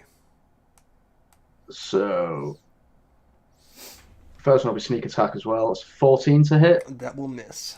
That'll miss. And also 14. Yep, Shit. miss. And I'll back off to here. Okay. That will be all for you today. This round I meant. That's it. Game over. Attack will approach 5, 10, 15, 20. Okay. He'll try to make an attack. This is not going to go well. Make a light bright crossbow attack at disadvantage is going to miss. Aneta will step forward now. Let's see. 5, 10, 15, 20, 25, 30. Just out of reach. She'll use her bonus action to dash the last bit of distance there is and make a couple attacks. And she will hit once. Nice. She drives her rapier into this creature. Just a few drops of blood seem to drip from the wound itself, and once again, it seems to be more amused than anything else at this point. Now it's turn. It takes this long trident from the ground at its feet and reaches out to attack Aneta since she's closest. Oh, shit. And he'll hit once. Does a good bit of damage, doing 15 points of damage to Aneta. Fuck. And Yeah. you can I do not want to get hit. you must seem like the air escapes her as this trident just pierces her torso, and she looks to not be in great shape after that. Shit. Gaul, it is your turn. Okay. I'm going to get up close to it. I'm going to expend the superiority die to use a bonus action to make a fainting attack. So I'll get advantage on 1 attack roll. And if it hits, I can have my superiority die as well. Nice. So bonus action feint, I'll get 2 attacks, 1 at advantage. First one at advantage, it'll also be sneak attack if it hits. Okay. That's the wrong button. So it's a nat 20 with advantage. There you go. Boom. And I get to add my superiority die to it for Right. sneak attack. Do I double the die for the superiority die as well? Yes, you do. For the crit? Awesome. Yes, you do. So 9 points of piercing plus and a double sneak attack as well, don't I? Yes, you do. So 48 for sneak attack.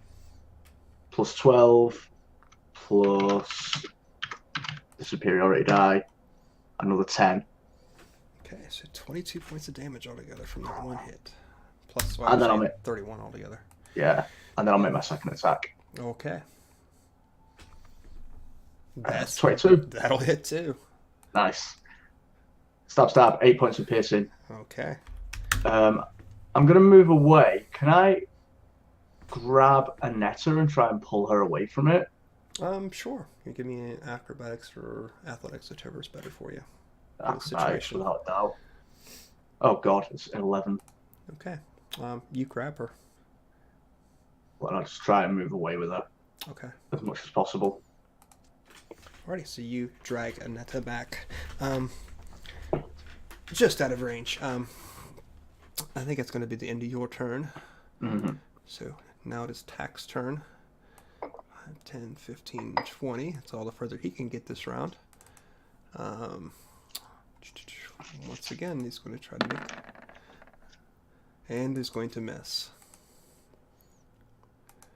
Aneta, while looks like she's got a pretty nasty wound in her gut for the time being, seems to try to push you off, angrily, pushing past you and back into range of the Merid once again. It seems that she wants to give up very easily. And she's going to hit twice. Oh, that shows me. The blood seems to start becoming, I should say the water becomes more cloudy with crimson, and it looks fairly hurt. Definitely a lot less worse for wear than it was before. And angrily, after getting stabbed twice once more, the Merid turns upon Aneta, taking this trident and jabbing it in her direction. Oh, shit. And we'll hit once. Doing 15 points of piercing damage. Man, that thing hits hard. If this was D&D 4E, she would be bloodied right now. Right. After 2 hits. Jesus. I think that's all it can do this turn. Yeah.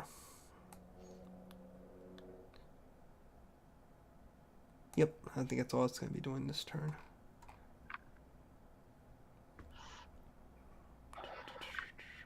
Okay, so Gaul, it's going to be your turn. Cool, let's get back in then. Alrighty. Seeing Aneta take the fight back to it, I'm just going all guns blazing, 3 attacks. Sounds good. 21. That'll hit. Also 21. And a 24. Yeah. So that's 10 plus sneak attack is another 12. Damn. Oh, sorry, sneak attack 1d8? Yeah. Sorry, it's 2d6 sneak. 2d6, roll that again. 9, not 12. Still a good number. And then the other 2 attacks are a 9 and a 6. And a 6. Stab. And I'm going to back off this way this time. Okay. Kind of up onto the treasure, try and draw its attention away from Aneta. Okay. I even, if I can, like, throw a piece of gold at it or something. Okay. So you heave this piece of metal in its direction, and it sort of bounces off the side of its cheek, and it just sort of turns in your direction, not looking too amused by what you're doing to it. Tack takes this. Hey, ugly! Tack takes the opportunity of it being distracted to move forward, and draws his short sword to attack. Is going to hit twice, actually. Way more useful with that than with his bow. Yes, he is. He doesn't get disadvantage with this one, at least.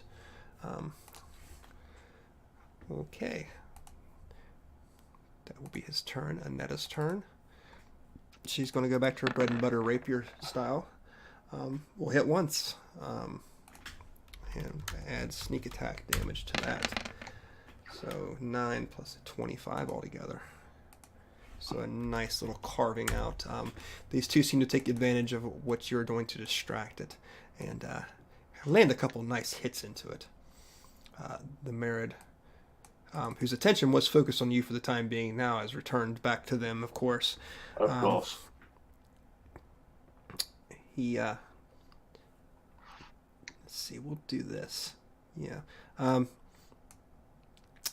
Looking down at Aneta, who's probably hurt him the worst compared to you,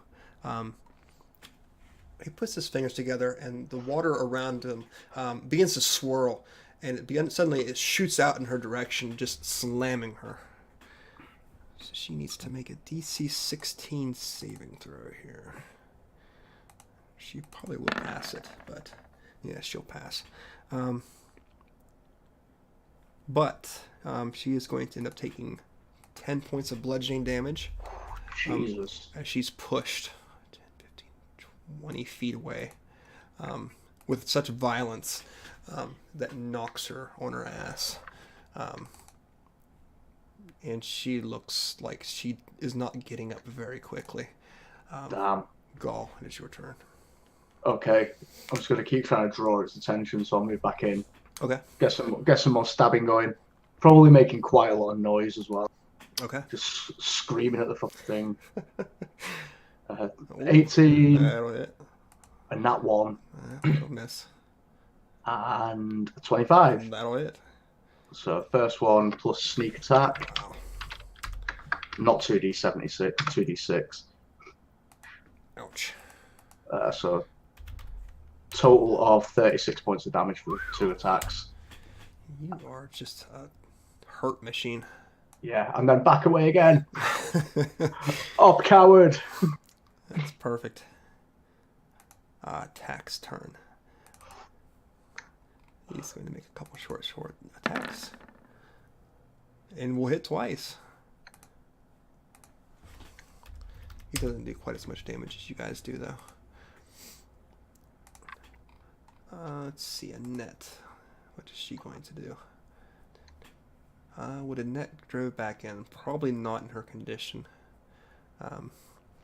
She is going to not pursue for this round. She'll get a little bit closer, but she's hurt pretty bad.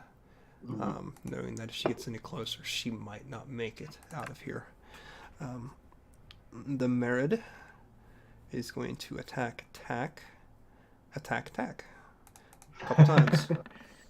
And is going to hit once for 15 points of piercing damage.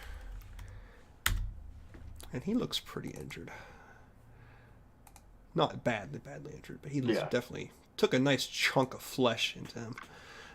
Gaul, it is your turn. Same again. Excellent. You an ugly son of a bitch. 26. 27. Out of 27. Jesus. Just wailing on the fucking thing. So there's my sneak attack.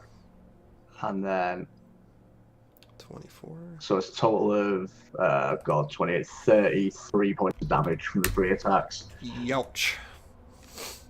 Okay. Yeah. This thing looks very injured. Oh, and I'll back out. Yeah. Crucially. Probably not a bad idea. In and out, in and out. Tack is going to make an attack. Seems like Tack just went. That's not right. Yes, it is right.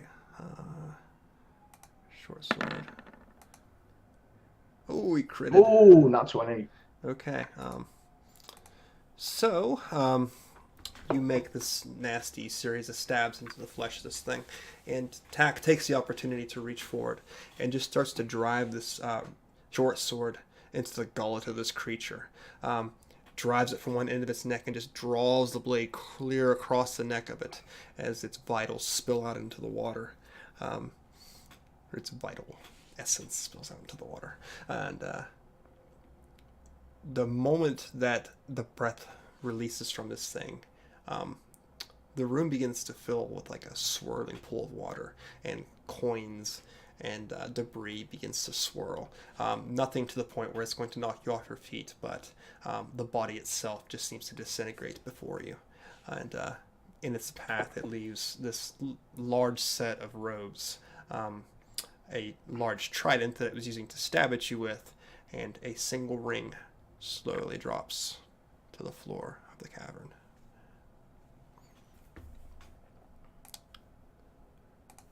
Annette, are you okay? She slowly pulls herself up off the floor, holding the wound at her side, but does push forward, her eyes gazing straight upon that ring, almost as if not really hearing you speak. Seeing that, I'm just going to start filling my pockets with gold. Okay. So you line yourselves with gold, as does Tack in turn. Annetta reaches down and picks the ring up by itself, and just a look of pure elation crosses her lips, and she rests the ring upon her finger.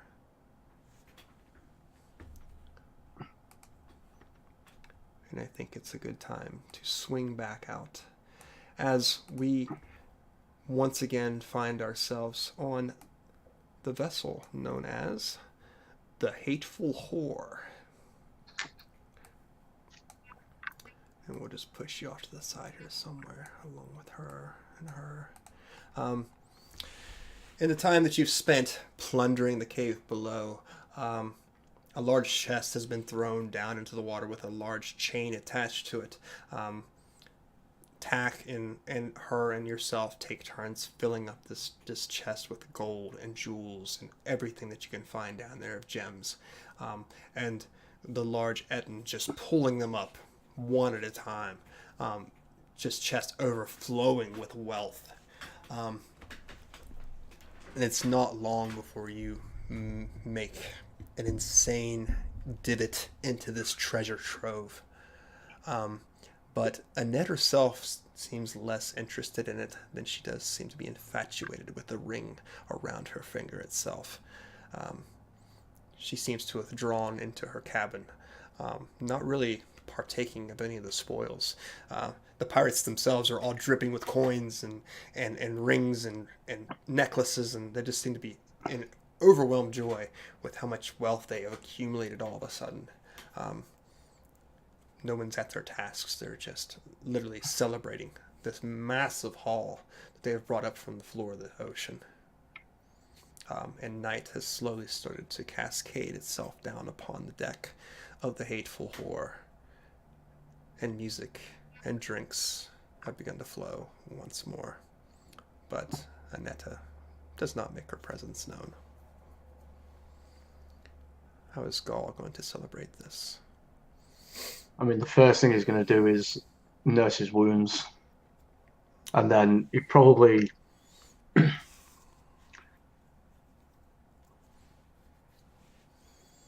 I don't know, man. Have a drink with the crew. Like, this is his first trip out. Right. It's gone really well. He's fucking rich now. Everyone's rich. Everyone is disgustingly rich. Yeah. From this Why not cut one loose? All right. So you fill yourself with rum or ale or whatever it is that Gaul prefers. And you have these heavy pockets just loaded with gold. The wounds seem more and more trivial as the thought of what your future might hold from now on has finally erupted in your brain. Seems like several months have passed and your life's completely changed around. You sit and celebrate in the relative warmth of torchlight, more warmed by the spirit flowing in your veins. And Annetta has finally pulled herself from the cabin, bandaged, still looking not the best, but in good spirits nonetheless, with Tack at her side as they exit the cabin, and she moves into the circle that you stand upon, or sit upon, and leans down and puts a hand on your shoulder. You did such an amazing job, lad. Thank you. Thank you for trusting me with it. She nods. What are you gonna buy with all that gold, lad? I have no idea. I'm thinking about getting out of the business now. You're richer than you will ever be. She smiles and nods at the thought. What about you? You ever thought about being a captain? Never. I'm still new to this. I have things to learn. Who would follow me? She turns and looks at Jenny, who seems to be smiling in both your all's directions. The large Etten, very heavily imbibed, raises his large tankard in your direction as you mention it. It seems you do have allies that you hadn't quite realized, as does Talus. Several faces gleaming in your direction at the thought. Why don't you take the hateful whore? The whore is yours. I have the wealth to buy my own ship. If I wanted that, I suppose I could so. never take this ship from you. You see, it's not so much that it's just a ship. It might be wood and iron, but it's an idea, lad. It's freedom. It is freedom. And I don't think you'll find any whore that's going to treat you quite as well as this one will. That may be true. Where will you go? Where won't I go with all this? And she looks down at the ring. My heart's desires, all answered.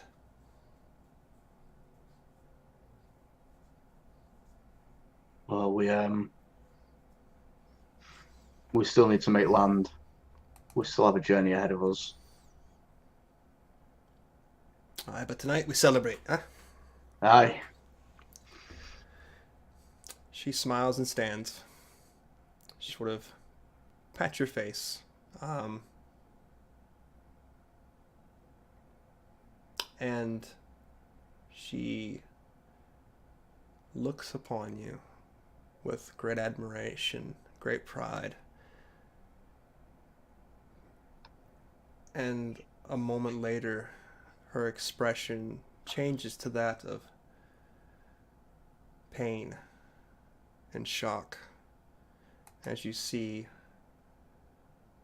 the tip of a sword escaping the front of her chest and the one-legged tack Son of a bitch. behind her. And it's almost an instant that the blood leaves her face as it drains from her body. And the one that was called Whitehair is no more as she slips down onto the deck, lifeless. And you hear the rouse upon deck as several other pirate lords have now made themselves known and are surrounding your little group. Must be followers of tact. Gaul is immediately on his feet with his draw. Okay. You stand immediately as this Jenny at your side, and even the Etten has decided to take a spot next to you. Tack. Tak, what the fuck are you doing? What have you done? He smirks, kicking the body of Annetta to the side. I'm just claiming what's rightfully mine. You had what was rightfully yours. We all have what is rightfully ours. He leans down and takes the ring from her finger. This was the real treasure, was it not? You don't even know what that is. Oh, but I do. But I do. And she thought she was going to keep it from all of us. You have money, Tak. You can buy a ring. Well, this ring will give me more money than I could ever dream of. You already have more money than you can ever dream of. He laughs at that. And Jenny, at your side, moves closer to you, as you're used to. But you feel metal pressed against your side, as a young girl has hit a blade to your hip.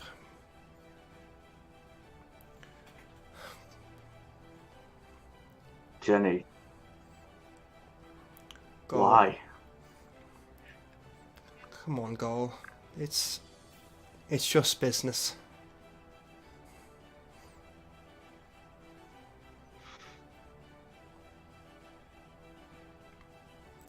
Come on, you This is can. betrayal.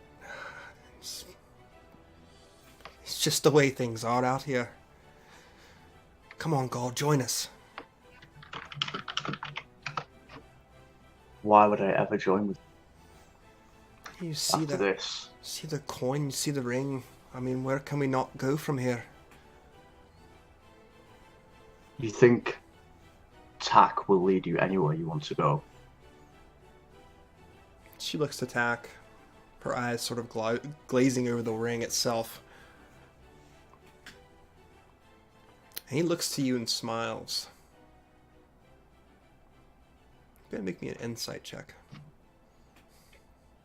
Well, all right then. Anytime you want to load this character sheet, roll 20. It's been a Thank you. bitch today. It is. That's a 13. 13. Okay. So you lock eyes too with Tack. And something dawns upon you. Your eyes looking from him to Jenny, to several other of the crew. God damn it. He's used the ring already.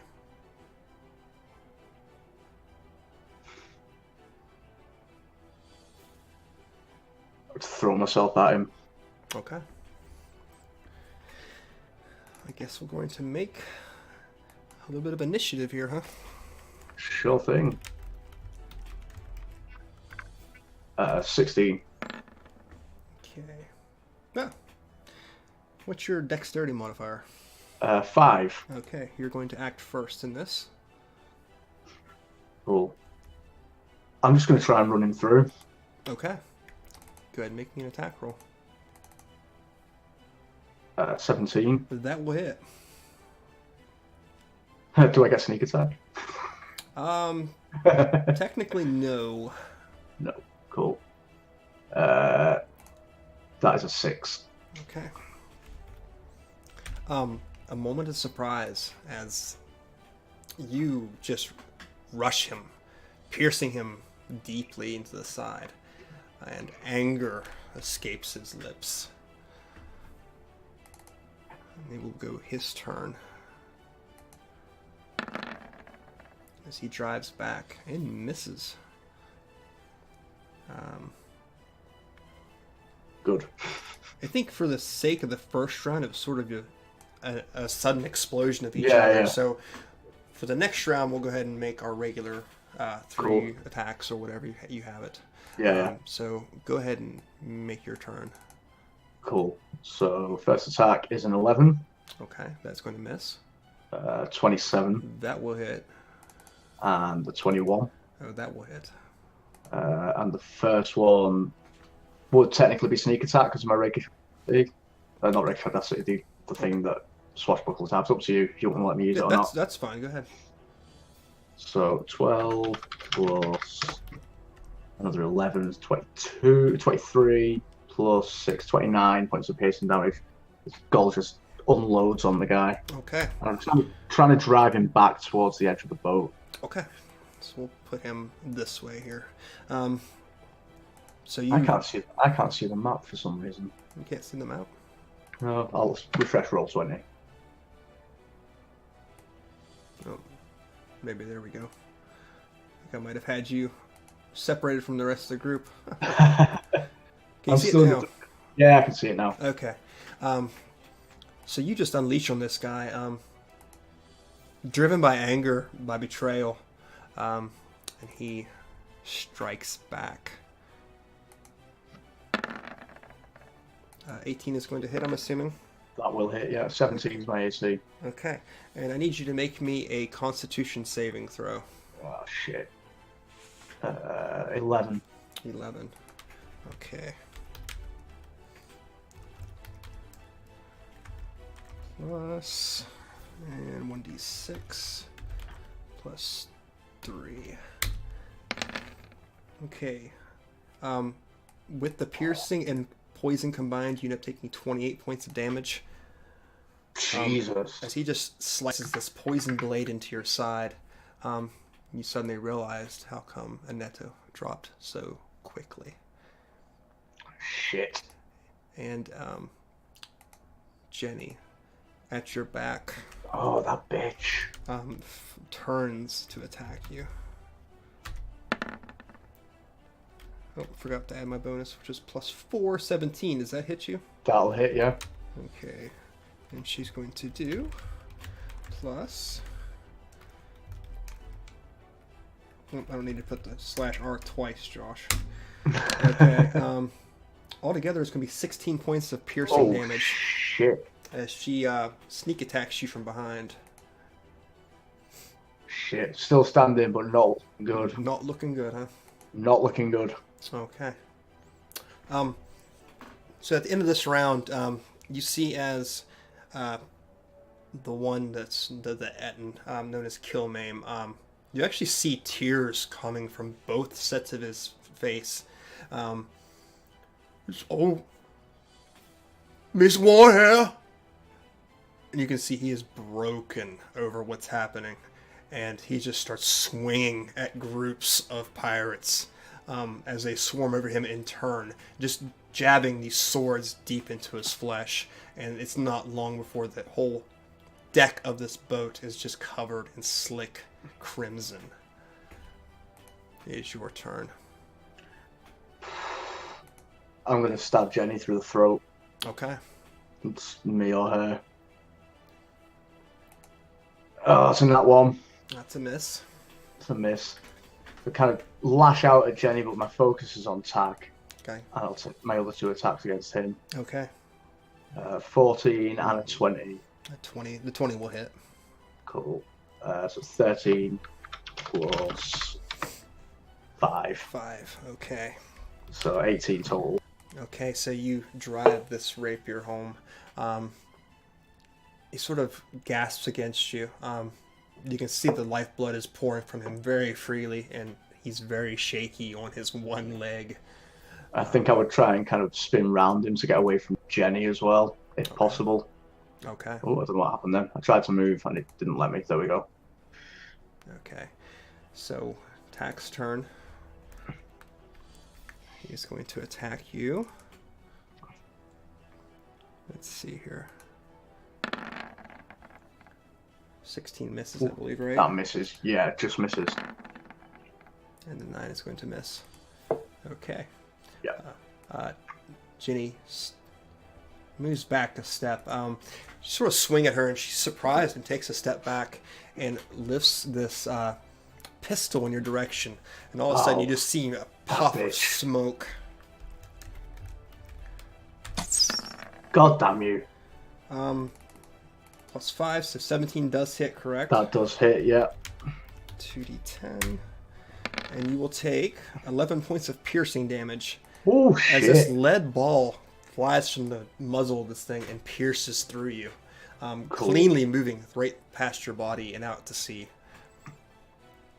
Goal, like, almost drops to a D for the second. Like, he's so hurt.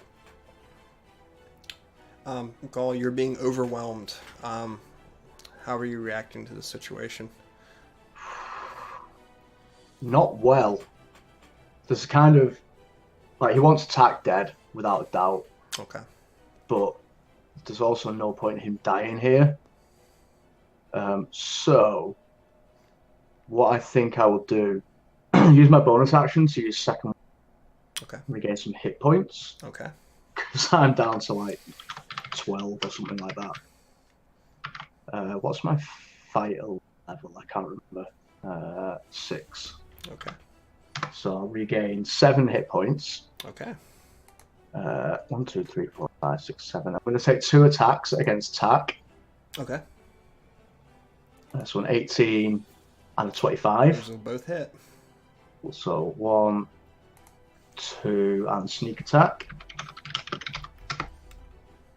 Wow. So 19, 31 points of damage. Okay. And good. then, kind of seeing that this isn't going to end well, I think I would just head for the side of the ship and throw myself over. Okay. You drive that rapier deep into him, and he sort of just collapses against the side of the boat. Not the side of the boat, I guess the boat itself. blood pouring from him. Um, not perished yet, but he is on death's door and looks like he may go any second. Yeah. So So am I. you dash to the edge of the boat. Yeah. Okay. Give like one look back at Jenny, and then I'm gone. Okay. So, in this instant, uh, you have cut down Tack, but he does not appear to be dead. You turn to Jenny and look, and the last thing you see is a pistol raised in your direction, a puff of smoke and sparks as a lead ball comes flying in your direction, just the instance that you dive from the edge of the boat and into the water below. Boop. Well, shit. Okay. And then, yeah, Gol is just going to swim as long and hard as he can. Okay. So, Gall, you bleeding quite heavily into the waters. You do your best to strain against the water themselves. You're in open sea. There's nothing for miles. You know this, but you paddle on regardless. And it's not long before the strength in your arms ceases to be. Try as you might, the water seems to close around you in all directions. Your arms just feel completely empty, and you slowly break the surface of the water going down. Blackness quickly following. Black sackcloth, midnight sky. It's overwhelming, and you feel like you're in concrete almost. That's awesome. Roll20 just crashed on me. Just for no fucking reason. I guess it crashed too. Let me reload it. Nope, it's not having it today. Anyway, how to switch scenes here. Because we don't really need it anymore anyway. So darkness has enveloped you, and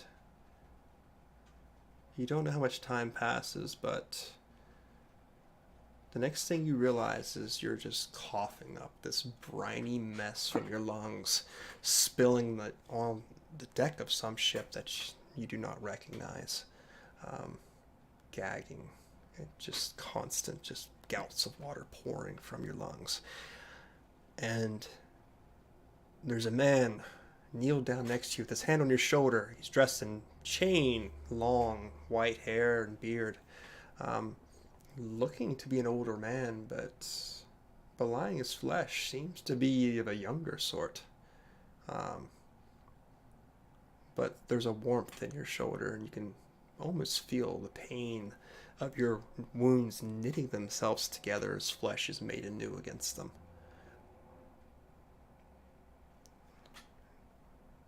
Are you all right, man? Yes. Yeah. Yeah. You are just coughing up water. Where am I? You're safe. Safe enough, at least. What are you doing out in the water like that? Out for a swim. In the middle of nowhere, you're out for a swim. Yeah. All right. I understand. You don't want to talk about it. That's fine. Your wound. I've tended to it. Thank you. He nods and stands, taking a step back. So has a trident in his hand, sort of leaning against it a little bit as he looks down upon you once more. Why don't you take a rest, lad? That sounds good. What's your name? Gol. And you are? He kneels and takes his hand out towards you. They call me Arthur. Arthur it is. and you all shake hands. And it seems like years ago, Gaul, years and years and years ago, a young man meeting with this equally young man who seems to be much older than he actually is. And there are tales of taverns and what was the words we all used? The angle dangle, I believe was one The of them. angle of the dangle. Yes. So you've had many adventures with this man named Arthur, who in turn led you to Zan and to Califris. But right now, all you know is you're running from a cave, and there's 3 goddamn ogres chasing you. And not one of them has 2 heads. And not one of them has 2 heads. And none of them are coming to kill me. And I think we'll pick it up next time with the actual scene of you running from those ogres. And hopefully we'll have a Roll20 that works next week. Yeah. Hopefully I'll be here as well. Yes. If not, I'll definitely try to save the good part for next time after that. As we go into the night below. So, I'm glad we got this one-on-one time. Got to learn a little bit about Gaul. Yeah. Yeah. It's been interesting. I hope you enjoyed it.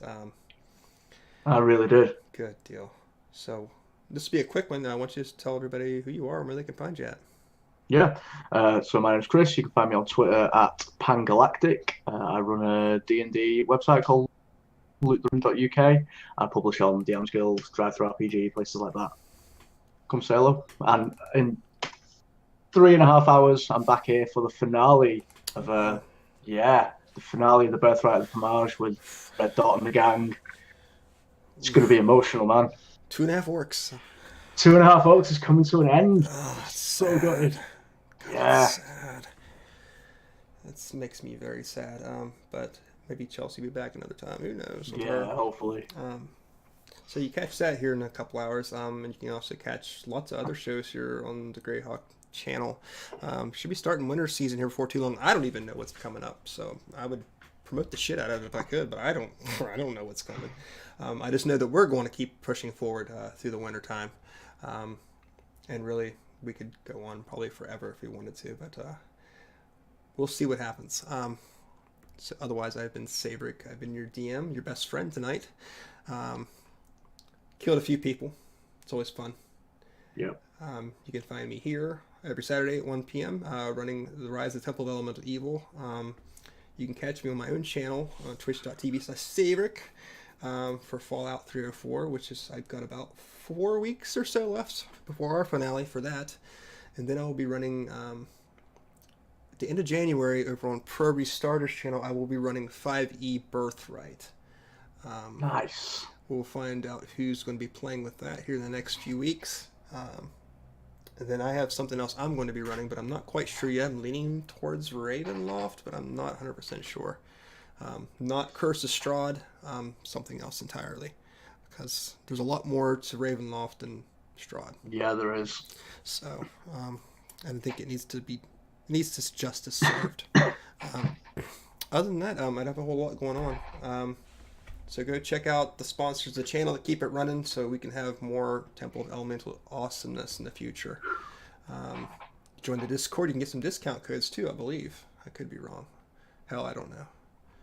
Who knows? I'm not good at promoting things. But be back here soon and watch Chris play Dren the Placeless. Is that? Dren the Placeless. Damn, nailed that shit. Nailed it. Everyone's favorite battle bard. Yeah, it's going to be amazing. With everyone's favorite D&D dad. Yeah. I love what's her name? Lauren. That's right. Lauren. Yeah. Ricky Thorngage. I love her character so much in that. Yeah, she's great. They're all great. It's a I really hope we get to carry it on in some way because that group is great. Yeah. I really enjoy playing with them. Yeah, you guys have a good chemistry together. Been lucky with this group as well. I think you guys have a great chemistry together, and I hope you get to play lots and lots and lots. Yeah, my Saturday nights are great right now. So be back in, you said 2.5 hours? 3.5 hours. 3.5 hours for 2.5 orcs. Got it. The finale. So come back and check them out. Please, please, and please, and thank you. If you don't listen to me do anything the rest of your life, listen to this, please. Otherwise, I guess we'll see you next week, right? Yeah. Next week? Yeah. Hopefully everybody will be here next week. Yeah. I'll be live from a hotel room. This kind of makes me sad for some reason. I don't know why. You should be out having fun at the con, you know? Yeah, it'll be fine. It'll be cool. Oh, well. Oh, if you have to miss, I understand completely. I'll do my best. All right, man. Well, otherwise, we'll see y'all next Saturday, 1 p.m. So take care. What are we waving? Flipping people off today. What are we doing? Flipping people off. Fuck you! This is how we get kicked off the Greyhawk channel. All right, guys. We'll see you. See you guys.